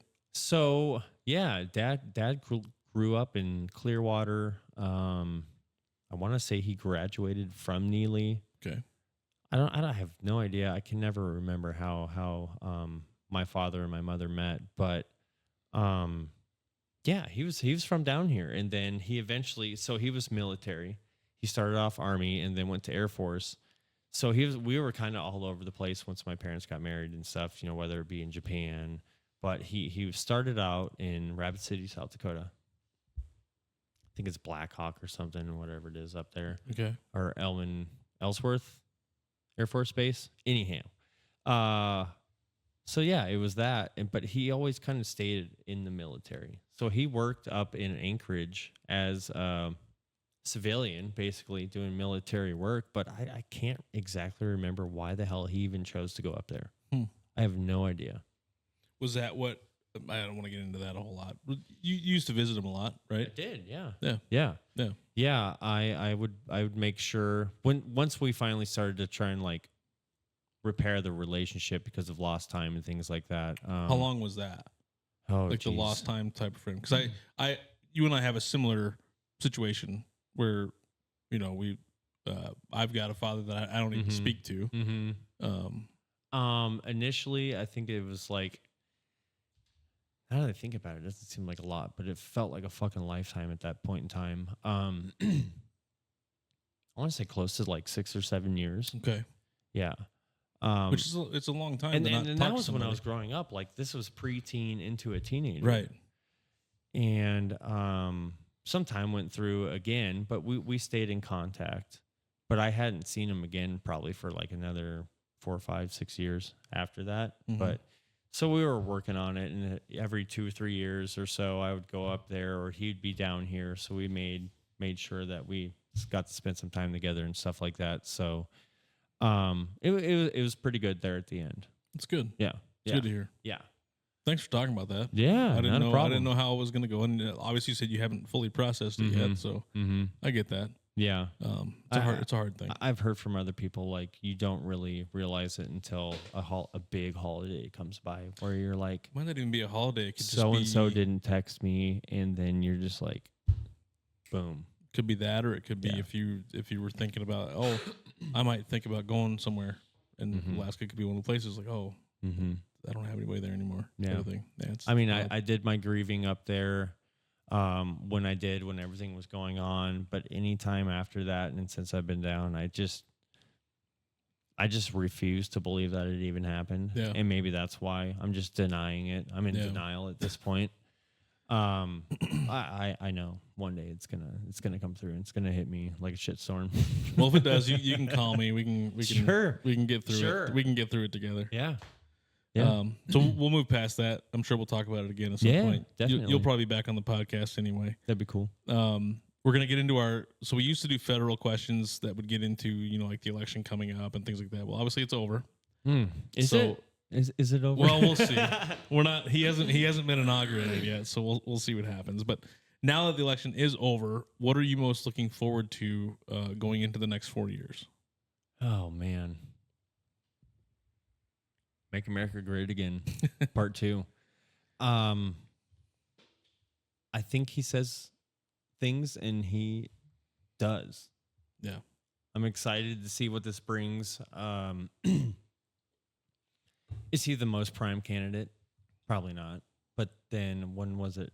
Reagan was the last famous celebrity. He would be the last celebrity. Trump has filed bankruptcy numerous times, but he wouldn't be where he's at today without going through those processes. He likes to learn by experience, I feel like. That's kind of a trial and error thing. I think he's on the right path. I really do. Yeah. I think the next 4 years, it's going to be good. Now, as long as people don't stand in his way. Because that's what happened last time. I'm excited for him to know the difference from it. I think we were blessed to not get him in 2020. Yeah, I've became more accustomed to I think the last 4 years we went through was complete shit show, and it was a disaster. And it has been, if anything, it should have been an eye opener. There's been a lot of victims. It was, which is why it went the way it did. There's been a lot of victims across the board of people that shouldn't have been victims, in my opinion, of innocent people, but suffered in ways they should never suffered. But I think we're going to get blessed in a way that Trump's older. Trump has seen this. Trump knows where his fights are coming from now, going into the office, as opposed to him going in with not much of a plan. Yeah. Right. Yeah. I guess I should have started out with this, but I am not anti-Trump by any means. Back in 2016, when he went against Hillary, I wanted Trump to win. I did not vote for him in the primary. That's fine. I voted for him in the general. At that point in 2016. At that point in time, I'm like, I want the lesser of two evils, and I do not trust Hillary Clinton. It's nothing against having a female as president. I'm just not not saying that one. Exactly. And the odds were the same thing this time, right? It was the lesser of two evils. Just not that one. It just happened to be a female. Time. Not after we saw what happened in 2016, where he's like, "I'm gonna do this," and he fucking did it. Yeah, most of it, what he was allowed to do. Yeah, yeah. So, I think this is gonna be good. I think so too. I'm excited. I hope the market comes back to fruition. Things are a little bit more affordable, but we always have to fight against inflation, and that's the shitty part. Yeah. Here's what I think: if he can abolish income tax, now he wants to do it on overtime. Sounds like that might go through. But if he could do it entirely, tax me what you want that's reasonable. I will pay that for my services and goods whenever I go out and spend my money. Yeah. Give me my gross pay. That's what Doge, the Elon Musk and Ramaswamy thing is supposed to be, is getting rid of all this excess. We already have tax. Now you're taking more tax. Yeah. What are you doing with that? You're sending it to fucking Ukraine. Piss off. Get the fuck out of here. They just, I don't want to make things worse. They Yeah. just they did just sent another. more. They just sent more. Yeah.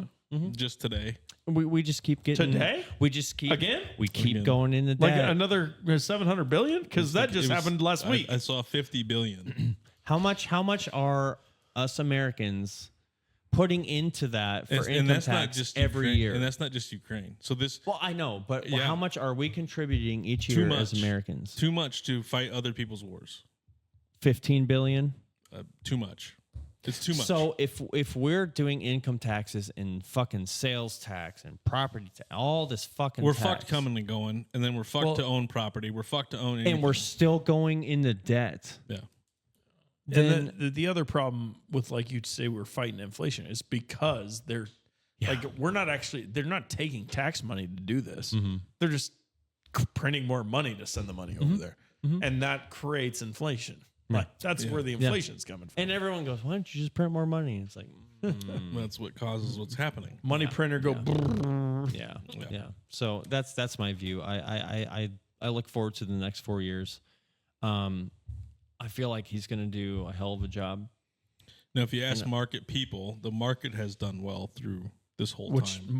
market always does great Dude. with inflation. Correct. I think the day after the election, did you see what the stock market did? Yeah. Alone. But it was already up anyway. Yeah. So like you can't. And we talked about this with a financial professional last week or 2 weeks ago, whatever it was.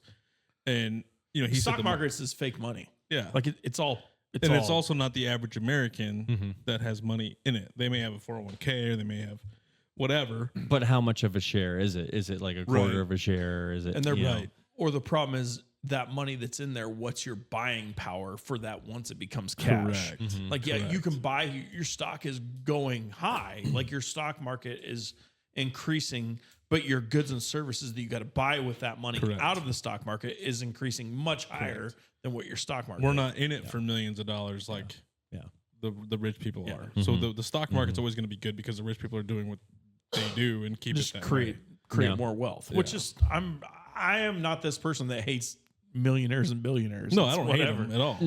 Like I get I'm it. not it going to go kill the sucks, but- CEO yeah. of a healthcare company. but I'm not gonna hello. I'm not gonna cheer it on. yeah, I'm not going to cheer it on either. Yeah. Definitely not gonna kill him, but Yeah. probably not gonna cheer it on Yeah. either. I mean, I don't watch a whole lot of TV or anything like that, but the commercials that I've seen, a lot of these restaurants, you see all these deals they're coming out with now since Oh, the yeah. election. Oh, they were starting to do that in the first place. Yeah. Because you're talking like Applebee's, Chili's. Applebee's, Chili's, Yeah. fucking McDumpster, you call it. Get rid of get rid of McDonald's, get rid of the Burger Kings, get rid of the fast food. But I think Applebee's was the first. Well, Chili's actually Yeah. was the first one to do it, and they were genius. Their stock went skyrocketed when they did the $10.99 burger deal. Yeah. Want to know why? Because it's a meal you can sit down and eat that's cheaper than going to McDonald's. It is. Yeah. Fast food should not be over fucking $10 for a goddamn meal. That was one of the Jesus. best advertising campaigns. That saved Chili's from bankruptcy. Kids' actually. meals used to be 99 cents. Oh, I know. I They're know. like almost $4 fucking now. Yeah, now they're doing Pretty these, sure. these Grinch meals now where you can go get an adult Grinch meal and you get socks Really? in it. Yeah. Where's this at? McDonald's. Oh, I'm gonna have to buy a pair of those. And they give you like a shaker thing for your fries. It's like seasoning or whatever. I don't know. It's fucking weird. It's an adult Happy Meal. You want to go get an adult Happy Meal? I mean, I might try it. Yeah, I might. But the next 4 But years, you're just getting a McChicken. It's mostly for the Taylor Lorenz's of the world. Probably. There you go. the next 4 years, I'm looking for $1 McDoubles and a $1 Yeah. McChicken. Get Good back luck to an with actual that. dollar menu. That was Yeah, great. good I luck. remember that. Dude, I would Drunk get fucking food? 6. Like, I'd oh, 3 and 3. I just dude. remember how much I food. was in vehicles where it was 50 or 60. Oh yeah, because you have a group of people. I This just is Well, remember- just me. one or two people, and we take it back to the party. Yeah. Oh, we'll sell these for $2. I just Not remember. a single person pays a fucking thing, and the drunk son of a bitch spends $70. It's giving away Yeah. free McChickens Yeah. and free I just remember McDoubles. how much money, like how much $20 would buy you at Taco Bell. Oh, Oh, dude. You that was could- a you could- lot of food. You could You get can't even so get a much taco food. party pack now for No, $20. you can't. You cannot get no. You can't. Oh my god. But just how much food you could get at Taco Bell for $20 was wild. $20 was a lot back then. It was. It was. Now you can't. We can't even go there as a family and spend less than $35, $40. No. Totino's pizzas at one point when I was in college were 58 cents. Yeah. At one point they were 10 cents. Yeah, there you go. You fold those motherfuckers in half and You got a burrito. Yeah. When it went from 10 cents to $1, that's 10 times more expensive. Correct. Like, and now they're like, it's the same shit and Yeah. actually probably worse. And it's like $4 now or $2 Yeah, now for a 100%. fucking Don't even get me Totino's. started on the topic of worse and all the ingredients and shit that we're Well, putting in. hopefully that's going to be nobody else fixed. is. I've been reading things that they're getting rid of dyes right away. Yeah. RFK. Love him or hate him. He's Fries hopefully- are going back. McDonald's fries back to beef tallow. If they go back to beef tallow on that, I will buy them in a heartbeat. Give me a goddamn Coca-Cola with real cane Real sugar. cane in it. sugar, yeah. Fuck this high fructose corn syrup. I'll Get pay it the out. extra price to have real Yeah, fucking me sugar. too. Most people would. That's why I drink Kool-Aid all the time. If That is you're my, already, but that- if you're already that's gonna, what I drink. if you're is already Kool-Aid. gonna charge us out the ass anyway for fake okay, shit, Burt Kreischer. I may not drink a half gallon or a gallon of Kool-Aid a day, What but is I that? go through that in what is about that, a a day or gallon of two. Kool-Aid? What flavor is it? Red. Red. Yeah, You're not drinking a gallon of Kool-Aid. Yeah. Yeah, I am. yeah. That's one of my favorite That's clips. a good skit. That's a good skit. Next one. Do you think that the administration coming in will actually be able to? Well, we kind of talked about this. Be actually be able to accomplish all they have set out to do.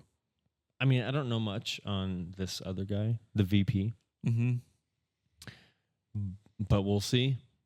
We'll see. That's all I can say. I don't know much about Vance. I really don't. I haven't done my research on him. I haven't really done any background work. He's already doing more than Kamala has done in 4 years, and he's not even in yet. Give you that. That's good. You know, Kamala probably shouldn't be where she is anyway, but you know, she's got that history. So She's got good knee pads. Old throat. exactly. Exactly. No gag She slept reflexes. slept her way to where she's at. So yeah, I don't know. I'm trying to stay positive. Yeah, be careful there with those. I'm just trying to stay positive. I just, all in all, I think Trump's going to do what he needs to do, but I wish I knew more about the VP. Is that what this is Do for? I take out the cotton? Yeah. Are you supposed to take this out? Pretty sure. Oh, maybe. Or do you sniff through that? Probably through this. What's that for? Oh, you have to put water You in got to it? activate it.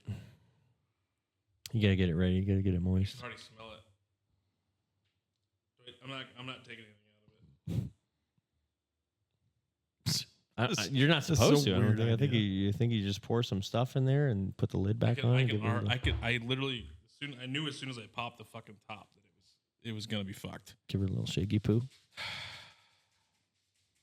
6 inches. No closer than 6 inches. You saw how So- far back I got, right? Yeah, but I don't know what kind of adrenaline rush or buzz you got. All right, I'm gonna do it. I'll do it first. I'll be so we're doing some smelling salts. This is something that Nick requested. We're gonna do the salts. We'll get into our ending stuff here in just a second.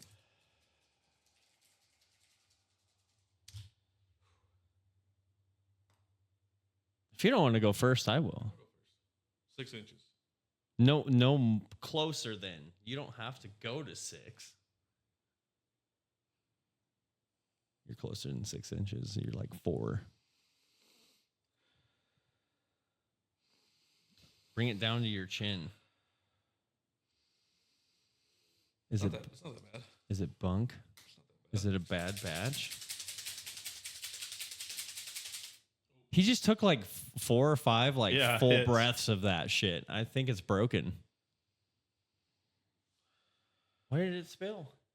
That's worse. That was worse. That's definitely not a Joe Rogan reaction there. Oh. Why is it spilling? I don't know. Did you break it? Zach broke it. What the fuck's going on here? Here, let me wipe it up. It's if I guarantee you now that I broke up it's probably because I broke up all the stuff. Yeah, I don't know. It's lingering. It's lingering. I for can sure. smell ammonia. That's for sure. Get in there.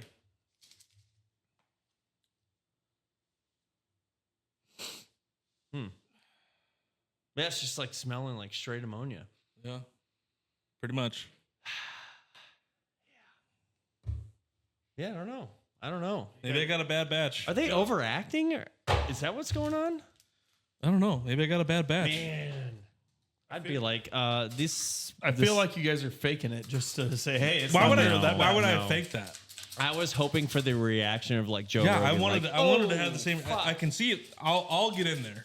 Now that I've gotten, I'll get up in it. I'll get right up to it and take it. Maybe it's the fucking beer, the alcohol. They, It just they're smells doing like shit when it they do smells it, like too. ammonia. It just smells like ammonia. Oh yeah, see, yeah, you got real close. He got a good I'll one. get close. That hasn't happened. I'll to get me. close this time. I'll get close. I just don't like it. I don't mind the smell of like ammonia. Maybe that's why. You're right there. You got to get right on top of it, but that one burnt. I'm good now, but it burns. You get a good sniff of it. I don't think that would wake me up from being unconscious. No, Like, you gotta you're get, just I mean, all into you got to that. get right on top of it, Dude, I was right. I can feel the burn. It smells good. I think Yeah. it kind of smells good. I doesn't don't mind the smell smell bad. of ammonia. Maybe I got a bad thing. I You gotta get have a enough- certain rate of you, inhaling. you get enough of it, and maybe we got to let it sit longer. Maybe it's not activated yet. yeah, we'll do it again before. Yeah, we'll do it. We'll do it again before we're done. Okay. So Okay. we've been starting since our federal questions, although we did sit on there for quite a minute on that. We've started a new ending of our show, which is would you rather questions. Okay. Okay. So So I'm the guinea pig. no, we've done this before. These are new questions. Okay. Would you rather communicate telepathically or know every single language on the planet? Communicate telepathically. How about you? I'm the same way. I thought about this one for a while. Obviously, I knew these coming into this. Telepathically, I think would be the best. Then you'd already know what everybody, unless you're not speaking their language. Actually, no. You'd be able to. I take that back. I'd rather just know the I don't want to know what people are thinking. I don't think I do either. I don't know about it for a long I don't time. think it would be. It depends on how you look I at want it. them to understand me telepathically because if I'm saying do this, Sure. they need to understand what the fuck I'm saying. Sure. That's but what I want. But otherwise, but I don't want to know what people are thinking. telepathy doesn't necessarily mean you're going to be a mind reader. I guess it depends on how you use that ability, right? Maybe. I don't know. Telepathy is like is having a that means communication I could tell you between. It's without not. telling you. It's not mind reading. But Interesting. yeah, that's a good question. If I can't tell what their thoughts are, I want I think that's what it's telepathic. saying. Sure. I think that's actually what it's saying. So communicate telepathically means that you could tell like somebody that doesn't speak your language what you felt without speaking it, and then you can know every single language on the planet. So that's got to be what it is. Yeah. It's not getting people's thoughts. It's being able to tell them telepathically. Yeah. So that's kind of like knowing all the languages. But then you can talk to other beings in the universe too. Right. You know. That's a tough one. Interesting. I think if I'm not reading their thoughts, I'm on the telepathic. If we're reading thoughts, I'm the other side. Sure. You're still smelling shit or what? Yeah, I can still smell it. It's probably on my fingers. And it spilled a little before. Nice. Would you rather, this is good.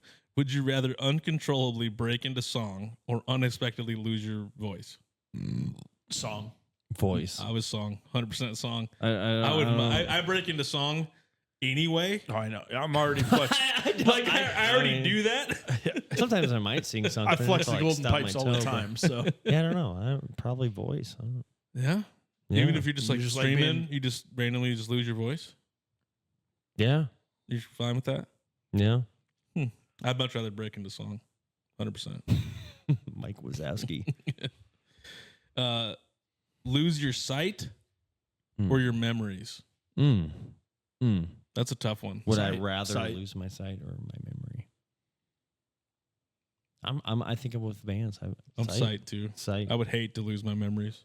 You wouldn't know That's because you wouldn't basically remember. Dementia or Alzheimer's. You And- wouldn't know that you're forgetting your memories. Right. You would never know. Right. So I don't know. I guess I like being able to see.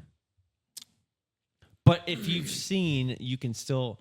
I don't know. Blind people apparently can't paint pictures, even if you were. It depends on who you are, but you can be I definitely keep smelling that every once in a while. There's a little bit. You could be 20/20 vision, right? And then go blind later on in life. You can still kind of paint those pictures in your mind, but they don't look the same because I don't know. I might just be going off on a tangent, No, but you're good. I would hate to lose my memory because then you couldn't be able, like, you can at least still communicate those memories with people even though you Yeah. can't see. Right. And your memories take you to a certain point. Yeah. Like memories to I'm me gonna are come. vivid. Memories bring back you. you. Not yet. Not yet. All right. Just wait. I'm addicted. I just moved it so he didn't smell it anymore. Apparently, it bothers him more than you and I. Thank God I'm good. It did. Okay, this is a good one too. Universal respect. Would you rather have universal respect or unlimited power? Unlimited power yeah, over power. 9,000 for sure. I won't make you respect me. Unlimited power. I was thinking unlimited power too. Would you rather have a personal maid or a personal chef? Chef. Yes, chef. No. I went maid because I'm already a chef. I'm kind of right there with you. I Yeah. love to cook. I love enjoy cooking. it. It's like it's my woosah. You know? I like to cook for other people. I hate to cook for myself. I'm okay with cooking with Does myself. this chef buy the food? Doesn't say. No. Well, if he buys the food, I hate then- cleaning though, so like I'm all on personal maid. No, I don't think anybody likes cleaning, but I'll do it Some people do. because it's what you got to do. Some people find Ooh, it. I don't have an answer on this one. No, A chef or a personal maid. you got to pick one. What The if chef- she brings mint for pillow? The chef can't. If I'm hosting a party, the chef can't chef.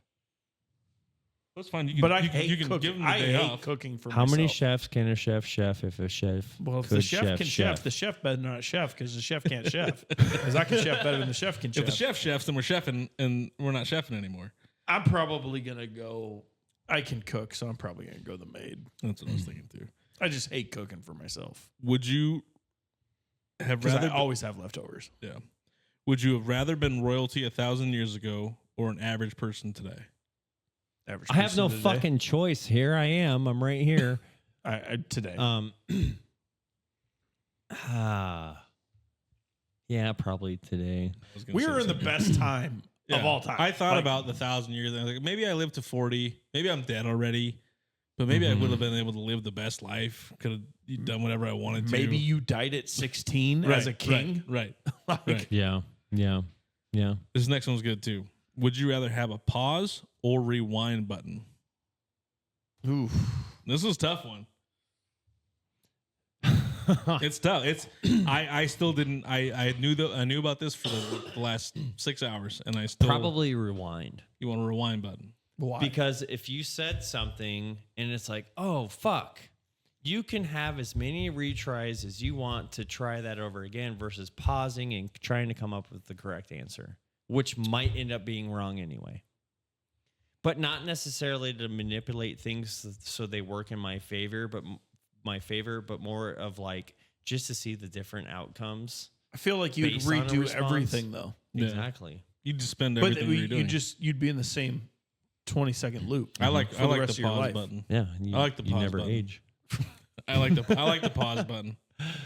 What do you think? I think I got to go with the pause because I think the rewind you would abuse it and you'd just be right there. You'd never get You'd out of it. abuse either of them. But the pause you couldn't go back. So if you already said what you That's true. said, Mm-hmm. then you or couldn't did go what back. you did or whatever. But you could pause and think about it Mm-hmm. and change the outcome. But if Yeah. you rewind, then you're rewinding and rewinding and rewinding and rewinding and rewinding until you get it perfect. Which you won't because every action has an opposite equal you're reaction. gonna literally live in a rewind loop. Yeah. I don't like that. Yeah. Adam Sandler. I don't like that. No, he was going forward. Yeah. Was he? Yeah, click. Oh, yeah, he was. Fast forward through his whole life. That's right. Would you rather always have a full phone battery or a full tank of gas? Full tank of gas. Yeah. Fuck my phone. I could shut that service off right now and be completely happy. I mean, to get a I love landline. my phone, but I can figure it out. Yeah. Oh yeah. Next one's really good too.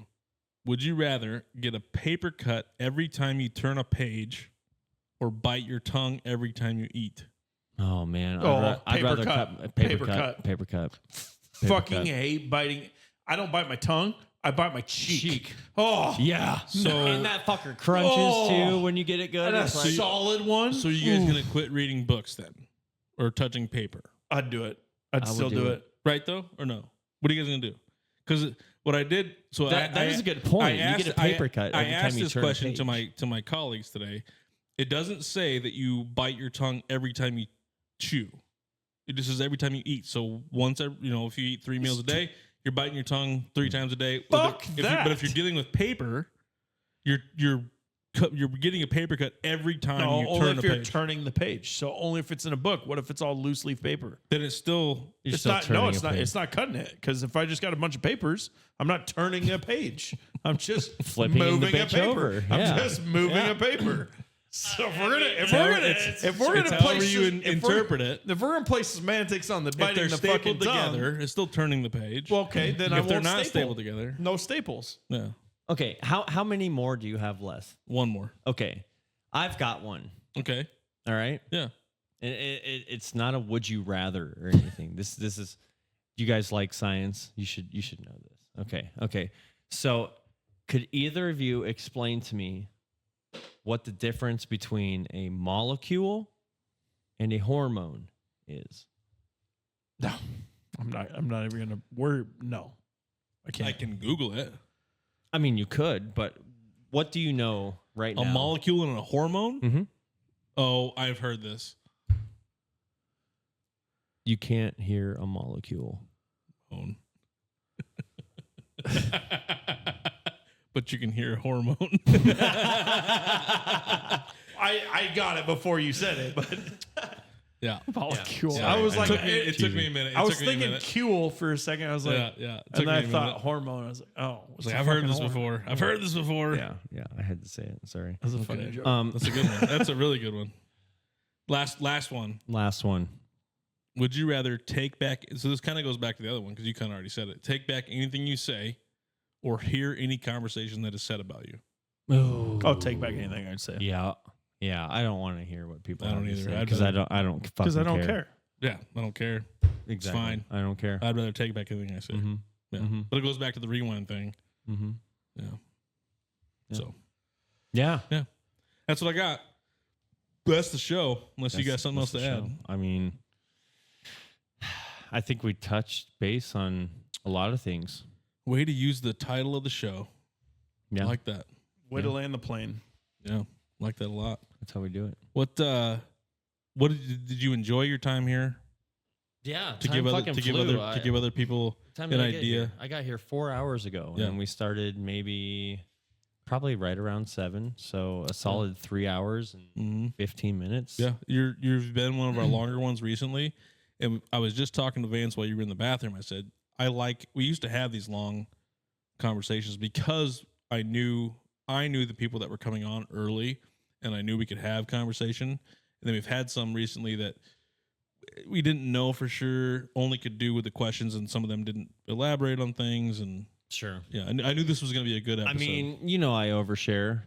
You It didn't depends on if I'm overshare. comfortable with you. I will overshare the fuck out of any information. I don't If think you you want extra overshared. details, I'll do it. But you know who I am Yeah. personally with you and I when we've had private conversations. Correct. You know the type of talker that I Yeah. am. So, I mean, some people just aren't comfortable knowing that maybe their appearance is going to go live in front of a lot of people.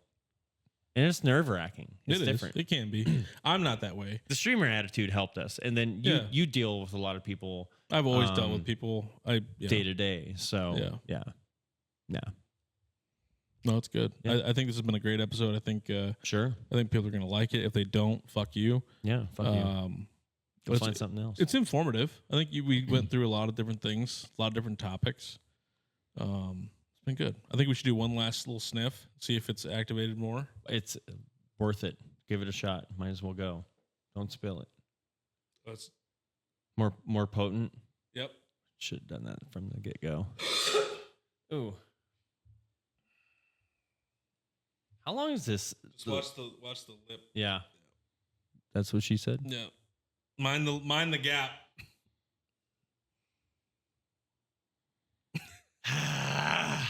I'm good. I might have to. You don't want it? No, I'm good. Smells like something I would mop with. My mom had pneumonia or something like that. It actually smells good. I probably fried some brain cells there. I don't know.